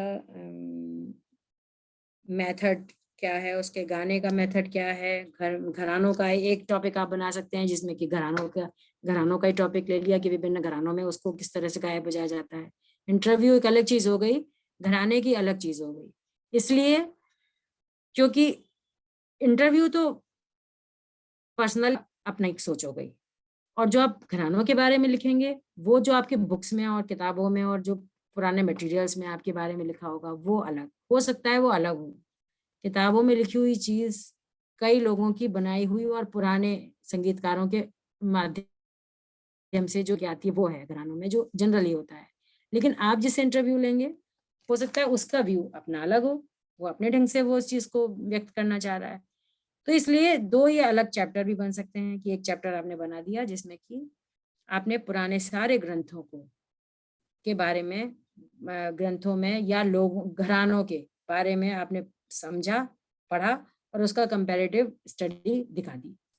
लास्ट हो गया एक इंटरव्यू जिसमें कि उन्होंने स्पष्ट रूप से खुद ही गा के बता दिया, रिकॉर्डिंग दे दी, खुद ही समझा दिया कि नहीं ऐसे होता है हमारे यहाँ। अब बुक्स में कुछ भी लिखा हो या हो सकता है वो पहले के लोग ऐसे करते हो, लेकिन हमारे यहाँ तो ऐसे ही होता है, हम तो यही करते हैं, तो वो अपना हिसाब से बता देंगे। इस तरह से बहुत सारी चीजें ऐसी हो सकती हैं जो कि अलग चैप्टर में आप उसको क्लियर कर सकते हैं। तो ये आपको खुद समझना है कि जो हमने चुनाव किया है जिस शीर्षक का, उसको हम किस किस स्टेप बाय स्टेप जाके उसको क्लियर करते हैं। पहले चैप्टर, दूसरा, तीसरा, चौथा, 4 या 5 चैप्टर भी हो सकते हैं। अब बिल्कुल आप स्पष्ट हैं कि हमें किस चैप्टर में किस तरह का वर्क करना है, फिर तो आप बिल्कुल क्लियर होने के बाद आप पहले वाले चैप्टर से काम शुरू कर देंगे, बिल्कुल, कि पहले इस चैप्टर के बारे में हमें, और उसके अंदर पॉइंट्स, जो रूपरेखा बनाने का एक मेन एक सबसे बड़ी चीज ये होती है कि आपने पहला एक मेन चीज ली, एक टॉपिक, उसके बाद पॉइंट 1 करके जैसे या ABCD करके 4 और अंदर उसके वो, फिर दूसरा लिया उसके अंदर 1 2 3 4, तीसरा उसके अंदर 1 या 2, फिर चौथा जो भी अंदर उसके लिया। तो आपको ये शाखा डिवाइड करने में बहुत आसान हो गया। आप मैटर को इकट्ठा करके लिखना, ये बहुत इंपॉर्टेंट चीज हो जाती है कि आपने उस फाइट किया, पहले प्रस्तावना मान लीजिए किया, ठीक है, प्रस्तावना में तो चलो लिख दिया आपने, फिर आपने लिखा परिभाषा, पहले में लिखा उसकी परिभाषा विभिन्न कोशों से, दूसरे में लिखा ग्रंथों के माध्यम से, तीसरा लिखा विभिन्न संगीतज्ञों के माध्यम से, उनके व्यू से। इस तरह से आपने डिवाइड कर दिया 4 चीजों में, तो बड़ा आसान हो गया। एक पॉइंट को आपने पहले लिखा लगातार कोश ढूंढो सारे चारों, उसके बारे में लिख दिया। दूसरा लिखा आपने उसमें 4 ग्रंथ देखे, उनके बारे में उसमें समाज श्लोक और वो नोट किया, वो लिख डाला। तीसरा वाला किया, तीसरा। इस तरह से आप लोग step by step, point by point, next कर करके एक एक करके चैप्टर को कराते जाएंगे, चेक कराते जाएंगे और उसके बाद आगे बढ़ते जाएंगे। तो ये सबसे इंपॉर्टेंट चीज है आपकी रूपरेखा यानी कि सिनॉप्सिस। अगर आपका सिनॉप्सिस प्रॉपर तरीके से तैयार हो गया तो आपका काम मुश्किल से 30% का काम, मेहनत बची। काम तो बहुत है, बहुत ज्यादा काम है इसमें लिखना, समझना, एक टॉपिक मतलब निकालना, लेकिन थोड़ा सा आसान हो जाता है। अब फिर वो एक एक चैप्टर करके आप लोग उसको यूज करके आराम से उसको कर सकते हैं। आज का ये एक मेन चीज तो यही है आपकी सिनॉप्सिस कैसे बनती है, ठीक से बन जाए। और 2 चीजें होती हैं उससे पहले, एक तो इंडेक्स सबसे इम्पोर्टेंट है, क्योंकि आपकी वही इंडेक्स ही है वही जो सिनॉप्सिस है। इस इंडेक्स को पूरी तरह से इंडेक्स के माध्यम से पेज नंबर आगे लिखेंगे। तो कुछ भी अगर पूछना है, अगर आपको सीधा सीधा ये देखना है कि इन 4 ग्रंथों के में इसका क्या महत्व है, क्या बारे में कहिए, तो सीधे सीधे उस पेज नंबर को निकाल के आप सीधे वहीं पर पहुंचेंगे, पूरा आपको पलटने की जरूरत नहीं पड़ेगी, ठीक है।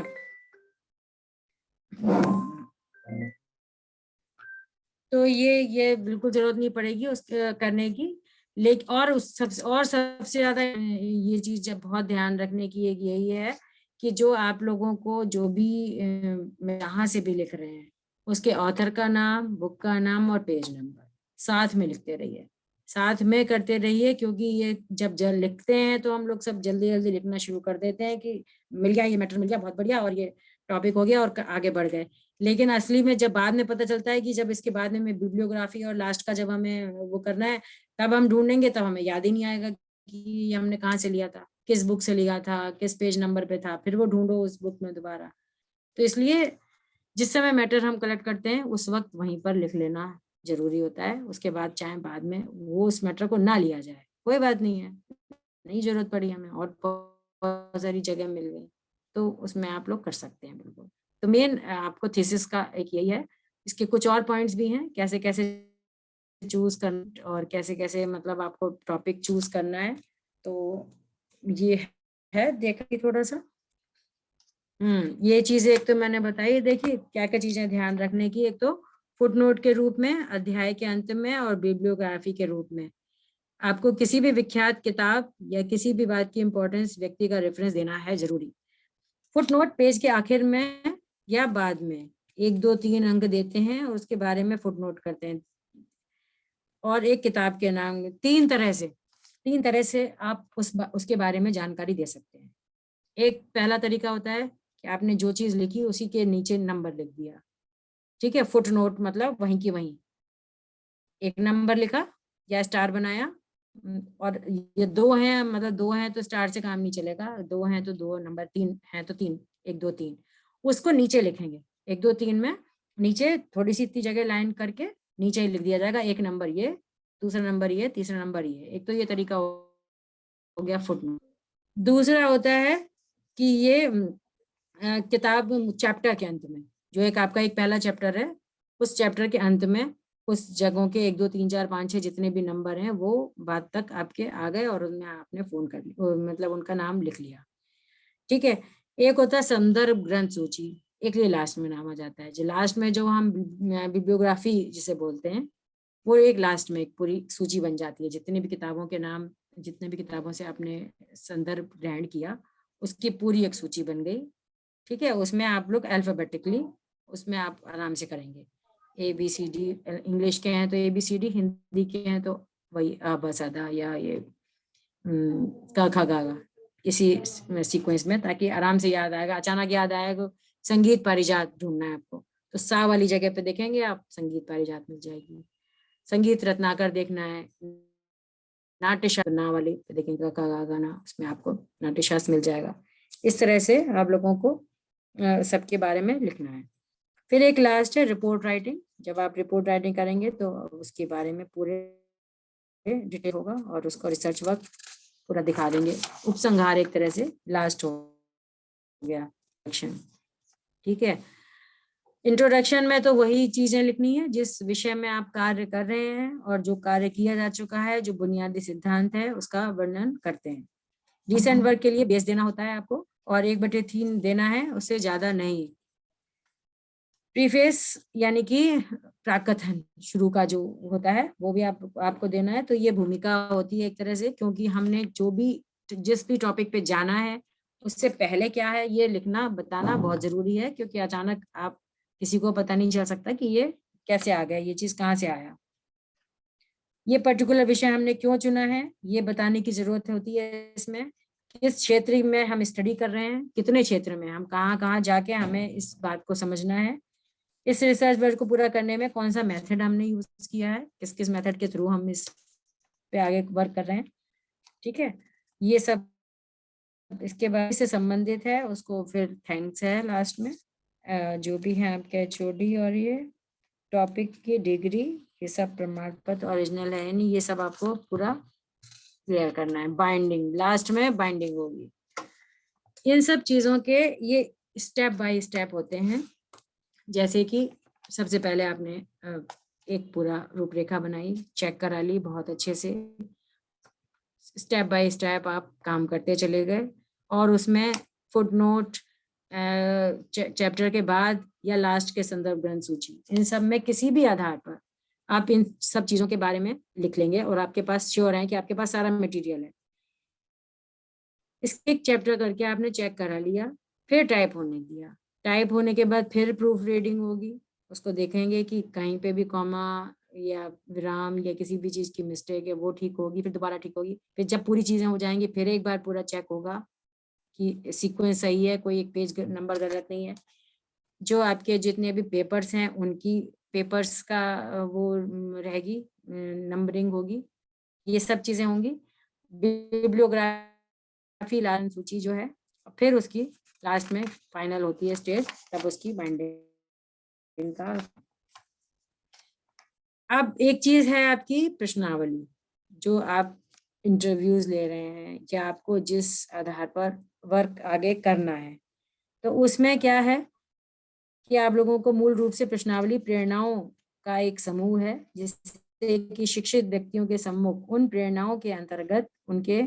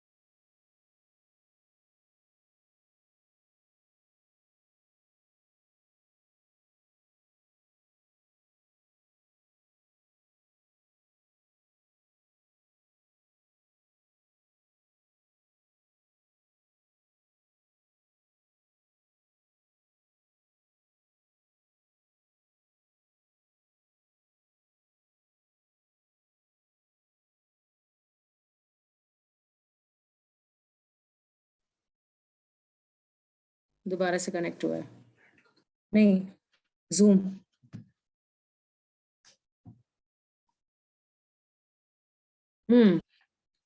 आए हैं सब लोग हैं। Yes ma'am. जी मैम। ठीक है, शायद वो एक वाला वो खत्म हुआ है 40 मिनट्स का। ठीक है, तो ये क्वेश्चन एयर के बारे में बताया आपको, प्रक्रिया बता दी। ठीक है, अब एक चीज इसमें आती है,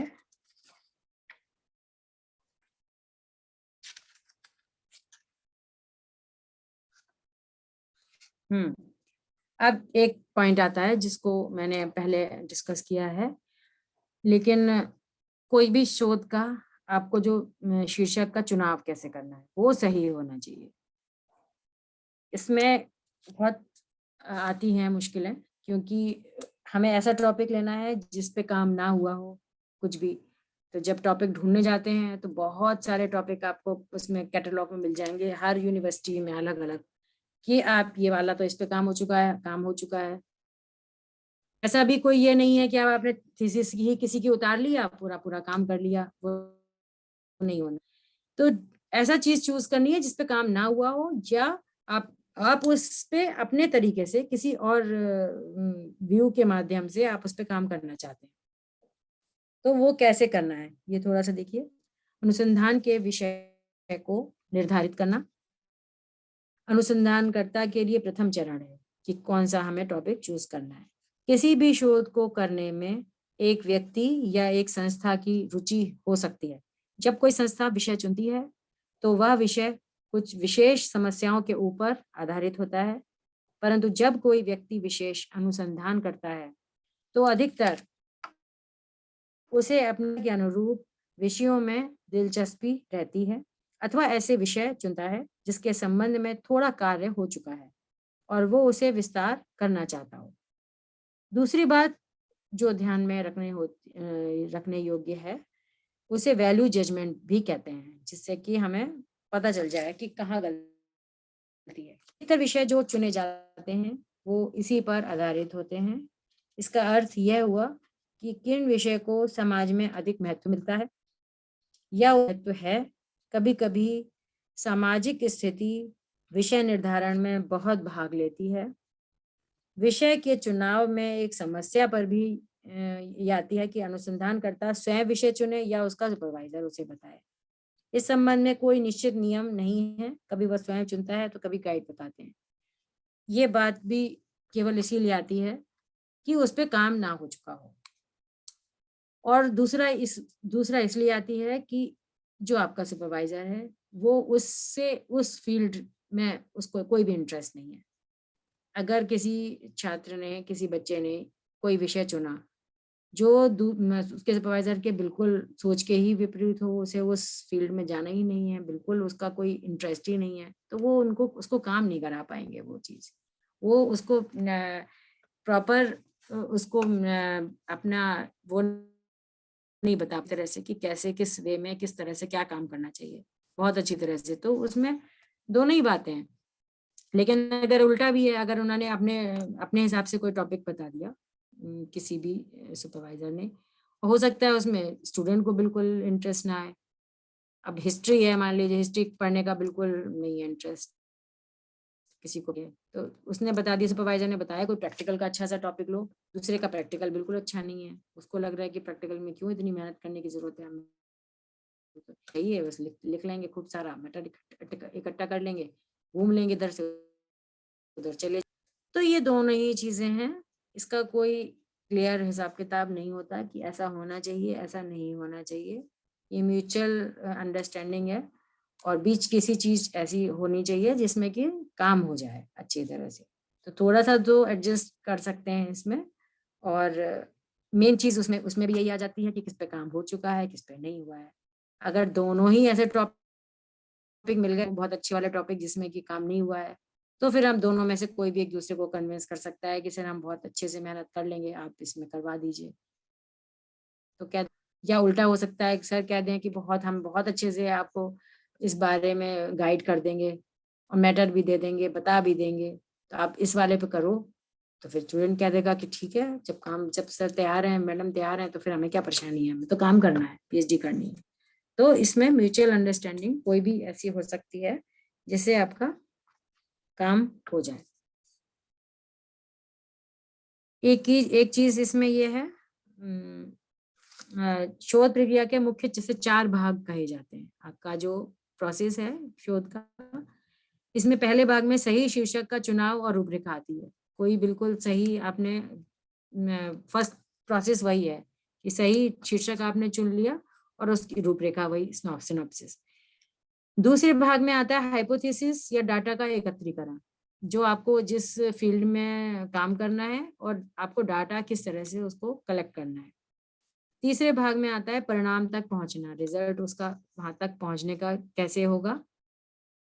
चौथा वेरिफिकेशन, क्या आप उसको कंपैरेटिव स्टडी करें, वेरीफाई करें कि जो आप लिख रहे हैं, जैसा लिख रहे हैं वो सही है।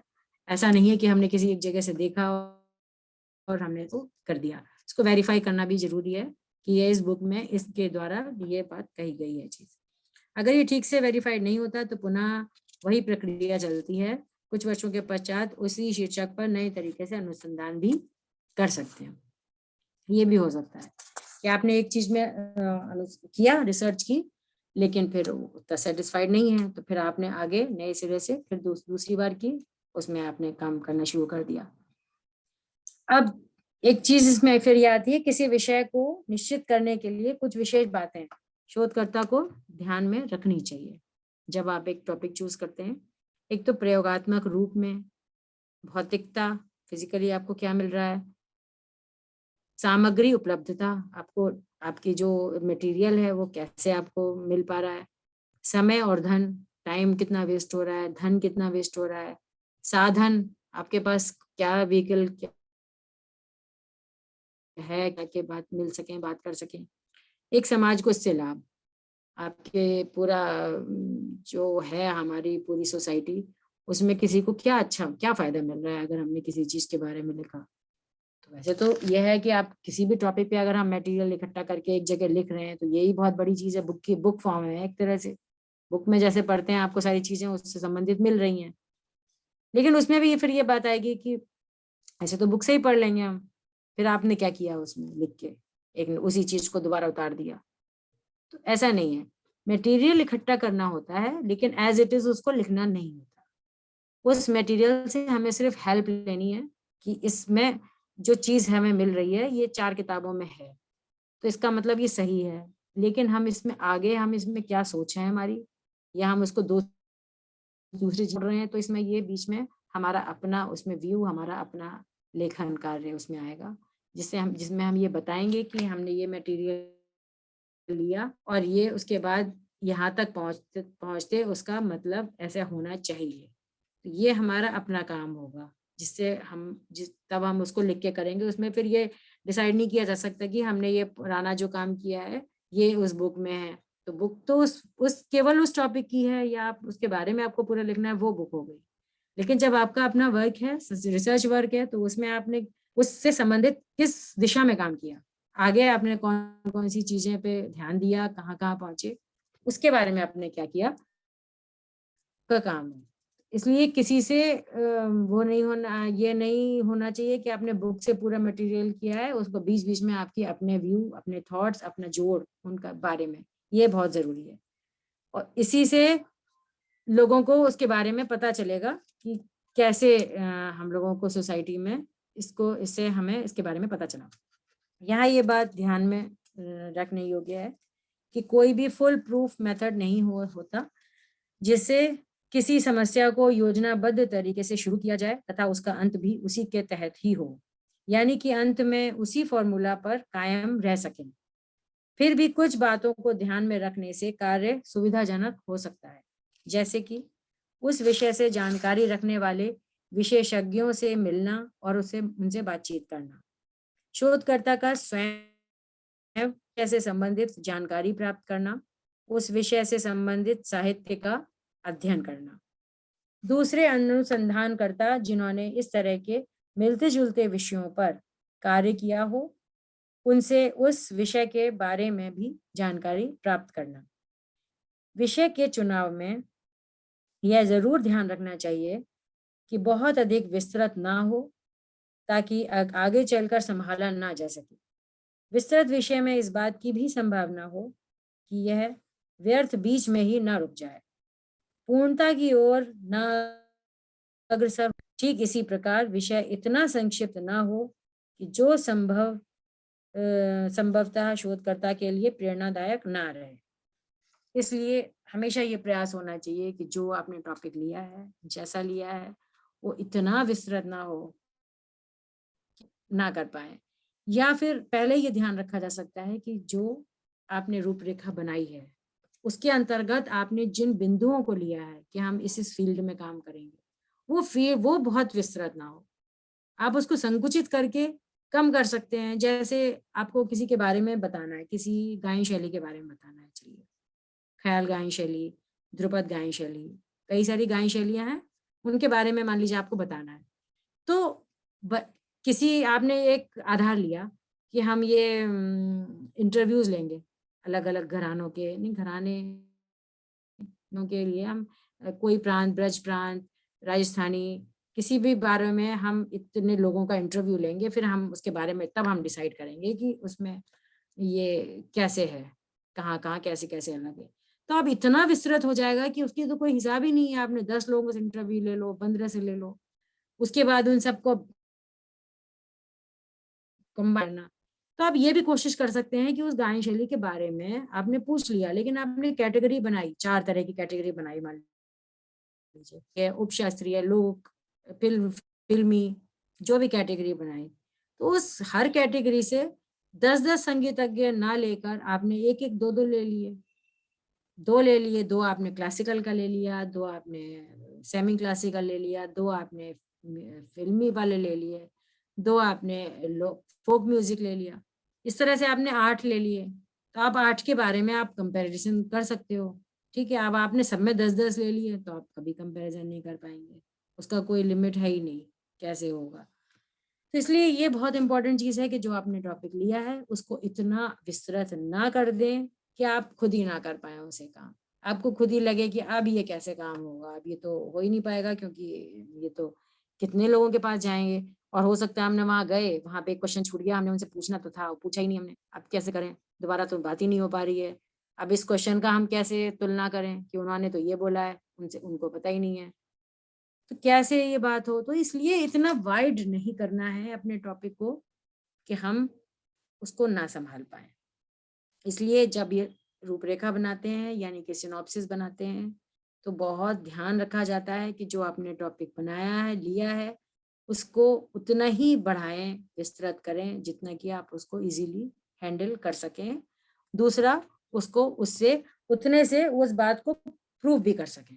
ये भी नहीं है कि इतना कम कर दिया कि आपने कम करने के चक्कर में आप उसको कुछ कह ही नहीं पा रहे हो, कि आपने 4 एक-एक का ले लिया मान लीजिए, तो वो क्या, वो तो सब कोई भी कह देंगे कि इसमें रिसर्च क्या करी आपने, तो हम ही इंटरव्यू करके बता देते कि ये ऐसे होता है इसमें, तो उससे नहीं क्लियर होगा। विवेचनात्मक, तुलनात्मक अध्ययन, विश्लेषणात्मक अध्ययन उसमें नहीं हो सकता जब तक आप उसमें ज्यादा लोगों के बारे में राय नहीं जानेंगे, उनसे बात नहीं पूछेंगे और उनको स्पष्ट नहीं करेंगे, अपनी बात से स्पष्ट नहीं होंगे कि हमने उसमें प्रूफ क्या किया, हमने क्या देखा, कि हमने जो टॉपिक लिया था वो क्या था और क्यों था। तो ये बहुत ध्यान रखने की चीज है कि कोई मेथड पूरा नहीं होता, तो ये बस ध्यान रखना है कि वो काम हो जाए। दूसरा, looking back I think it was more difficult to see the what the problems were then to solve them. ठीक है, एक डार्कनी, एक विद्वान है, उनके अनुसार ये बात है कि ये बात संगीत कला के क्षेत्र में बहुत उचित है, क्योंकि ऐसे क्षेत्रों में समस्या को इतनी सरलता से नापा अथवा परिभाषित करना कठिन है और इसमें बहुत अधिक कार्य भी नहीं है। तो आप ये नहीं सोचना है कि इसमें पुराना क्या काम है, कैसे है, आप कोशिश करना है उसको खत्म करें, सॉल्व करें उस चीज को। तो मेन इसमें यही चीज है कि एक हम लोग मानव को भगवान ने ऐसी जिज्ञासु प्राणी बनाया है, जिसके वजह से ये रिसर्च वाली बात आती है कि हमारे अंदर ये बात होती है रीसर्च, कोई चीज के बारे में हम दोबारा से कर रहे हैं, रिसर्च कर रहे हैं, दोबारा से देखना चाह रहे हैं। हो सकता है उसमें हम उसको अलग नजरिए से, अलग दृष्टिकोण से देखें तो उसका कुछ अलग रूप नजर आए। तो अगर हम इस तरह से देखते हैं, उसको जानने की आंतरिक जिज्ञासा सहज से ही अनुसंधान का कारण बनती रही है। शोध के माध्यम से मानव अपने ज्ञान का विस्तार एवं विद्यमान ज्ञान का संपादन नए वातावरण में करता है। समाज विज्ञान ज्ञानकोश अनुसंधान वस्तुओं, अवधारणाओं या प्रतीकों आदि को कुशलतापूर्वक व्यवस्थित करना है, जिसका उद्देश्य सामान्यीकरण द्वारा ज्ञान का विकास, परिमार्जन अथवा सत्यापन होता है, चाहे वह ज्ञान व्यवहार में सहायक हो अथवा कला में। विशिष्ट उद्देश्य को लक्ष्य करते हुए उपलब्ध तथ्यों का निरीक्षण, परीक्षण तथा समुचित व्याख्या करता है। तथ्यों में सत्य तक पहुंचने की एक विशिष्ट प्रक्रिया है, जिससे सामान्यतः शोध प्रक्रिया जिसे कहते हैं। तो ये सतत प्रक्रिया है, जिसे कहते हैं कि ये एक तो जिज्ञासु प्राणी है ये मानव। तो जैसे समय समय पर परिवर्तन के अनुसार से उनको नई नई चीजें दिखाई पड़ती हैं, तो फिर मन करता है कि ये ऐसा क्यों होता है, या इसमें ऐसा होना चाहिए, ऐसा क्यों नहीं हो सकता। तो उसमें फिर मन करता है कि चलो पता करें कि ऐसा है कैसे, कहाँ कहाँ ग्रंथों में क्या क्या लिखा हुआ है, उसके बारे में हम समझें, लोगों से पूछे, तब हम एक नई चीज निकाल के लाएंगे। इसके मुख्य सोपान जो ही हमने आपको बताया, कार्यवाहक उपकल्पना या परिकल्पना का निर्माण। दूसरा, तथ्यों का अवलोकन और संकलन वर्गीकरण। फिर तीसरा, वैज्ञानिक सामान्यीकरण व नियमों का प्रतिपादन। उपकल्पना अथवा परिकल्पना का शाब्दिक अर्थ है पूर्व चिंतन। यह एक ऐसा पूर्व विचार बना लिया जाता है और इसकी सार्थकता के लिए आवश्यक तथ्यों को एकत्रित किया जाता है। शोध कार्य उपकल्पना का निर्माण व उसके प्रशिक्षण के बीज की परिकल्पना है। शोध में दूसरा कार्य है तथ्य संकलन, परंतु केवल तथ्यों का संकलन मात्र कर लेना शोध नहीं है। केवल शोध सामग्री शोध का प्राथमिक उपचार मात्र है। तथ्यों का वर्गीकरण, तर्कयुक्त सुव्यवस्थित मीमांसा, विश्लेषण, संश्लेषण आदि इस प्रकार के अध्ययन सोपान के अनुवर्ती तत्व हैं।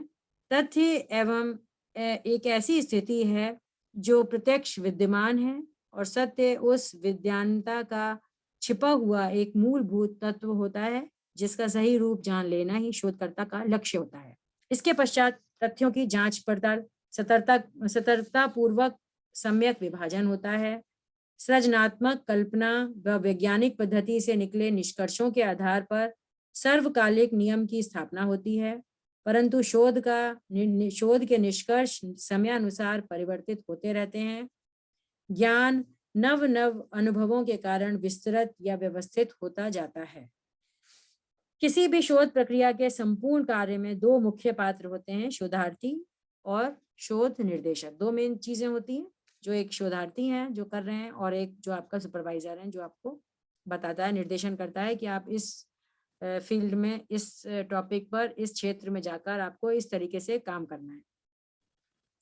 शोध क्या है, उसका मुख्य चरण क्या है, उसका उद्देश्य क्या है, घटक क्या है, उसके कार्य क्या है, उसका महत्व क्या है, ये सब रिसर्च मेथोडोलॉजी के अंतर्गत ही आता है। अतः आज के आप लोगों को सब कुछ ये शोधार्थी को समझना बहुत जरूरी है और शीर्षक का चुनाव सही हो, ये बहुत बहुत अत्यंत आवश्यक है, अन्यथा सही दिशा आपको नहीं मिलेगी और इस कारण समय और धन दोनों का ही ह्रास होगा। दूसरी बड़ी समस्या है सही रूपरेखा तैयार करने की। शीर्षक चुनने पर उनके पश्चात नितांत जरूरी है कि सही सिनॉप्सिस बनाई जाए। शोध निर्देशक की इसमें अहम भूमिका होती है, क्योंकि इसी से ही शोधार्थी को सही दिशा मिलती है तथा कार्य पूर्णतः योजनाबद्ध तरीके से संपन्न होता है और इधर उधर भटकता नहीं है। और इसके अतिरिक्त अनावश्यक कार्य और अति सामग्री जो संकलन से भी वो बचा रहता है। अतः ये कहा जा सकता है कि शोध एक सतत और निरंतर प्रक्रिया है, जिसे सही तरीके से योजनाबद्ध रूप में और कुछ महत्वपूर्ण बातों को ध्यान में रखकर किया जाए तो कम समय में अधिक से अधिक बेहतरीन कार्य किया जा सकता है। ठीक है, आप लोग सुन रहे हैं ना हमारी बातें? हेलो जी मैम। हाँ, आप अपना वो ऑन करिए अपनी वीडियो।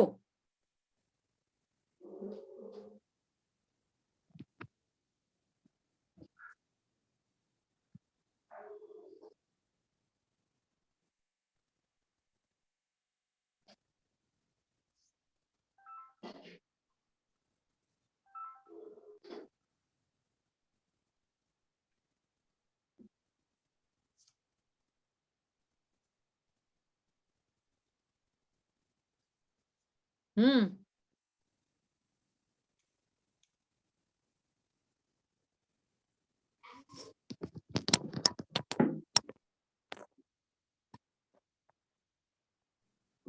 एक मिनट, कितने आप लोग हैं, कितने पार्टिसिपेंट्स हैं ये लोग?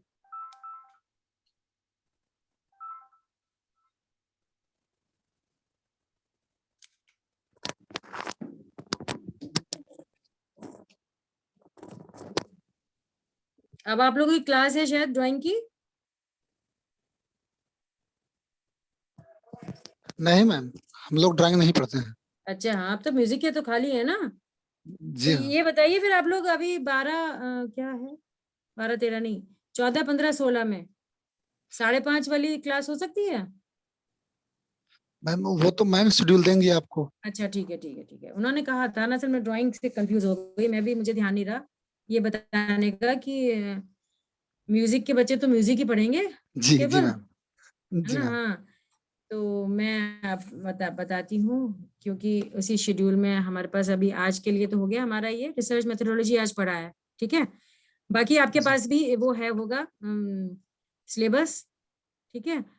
तो जी 4 मैम। ये टॉपिक तो हम आपको ले लेंगे, इसके अलावा भी अगर आपको कुछ पूछना है, कोई भी चीज किसी स्पेशल टॉपिक के बारे में बात करनी है तो आप हमें बता दीजिएगा, हम उसके बारे में आपको अच्छे से समझा देंगे, ओके मैम। है ना। क्योंकि पूरा ये रिसर्च करने से पहले सबसे इम्पोर्टेंट चीज यही है कि आप उसको सही टॉपिक चूज कर लें और उसकी सिनॉप्सिस बढ़िया बना लें, तो वो बहुत इजी हो जाता है करना, है ना। हाँ, अब ऑन किया है एक ने, पता तो चलना चाहिए ना, तभी तो पता चलेगा हम कितने लोग पढ़ रहे हैं हमसे।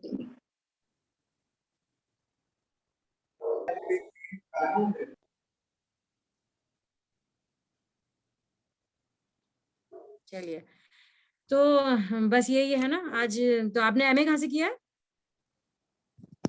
मैम मैंने हम्म।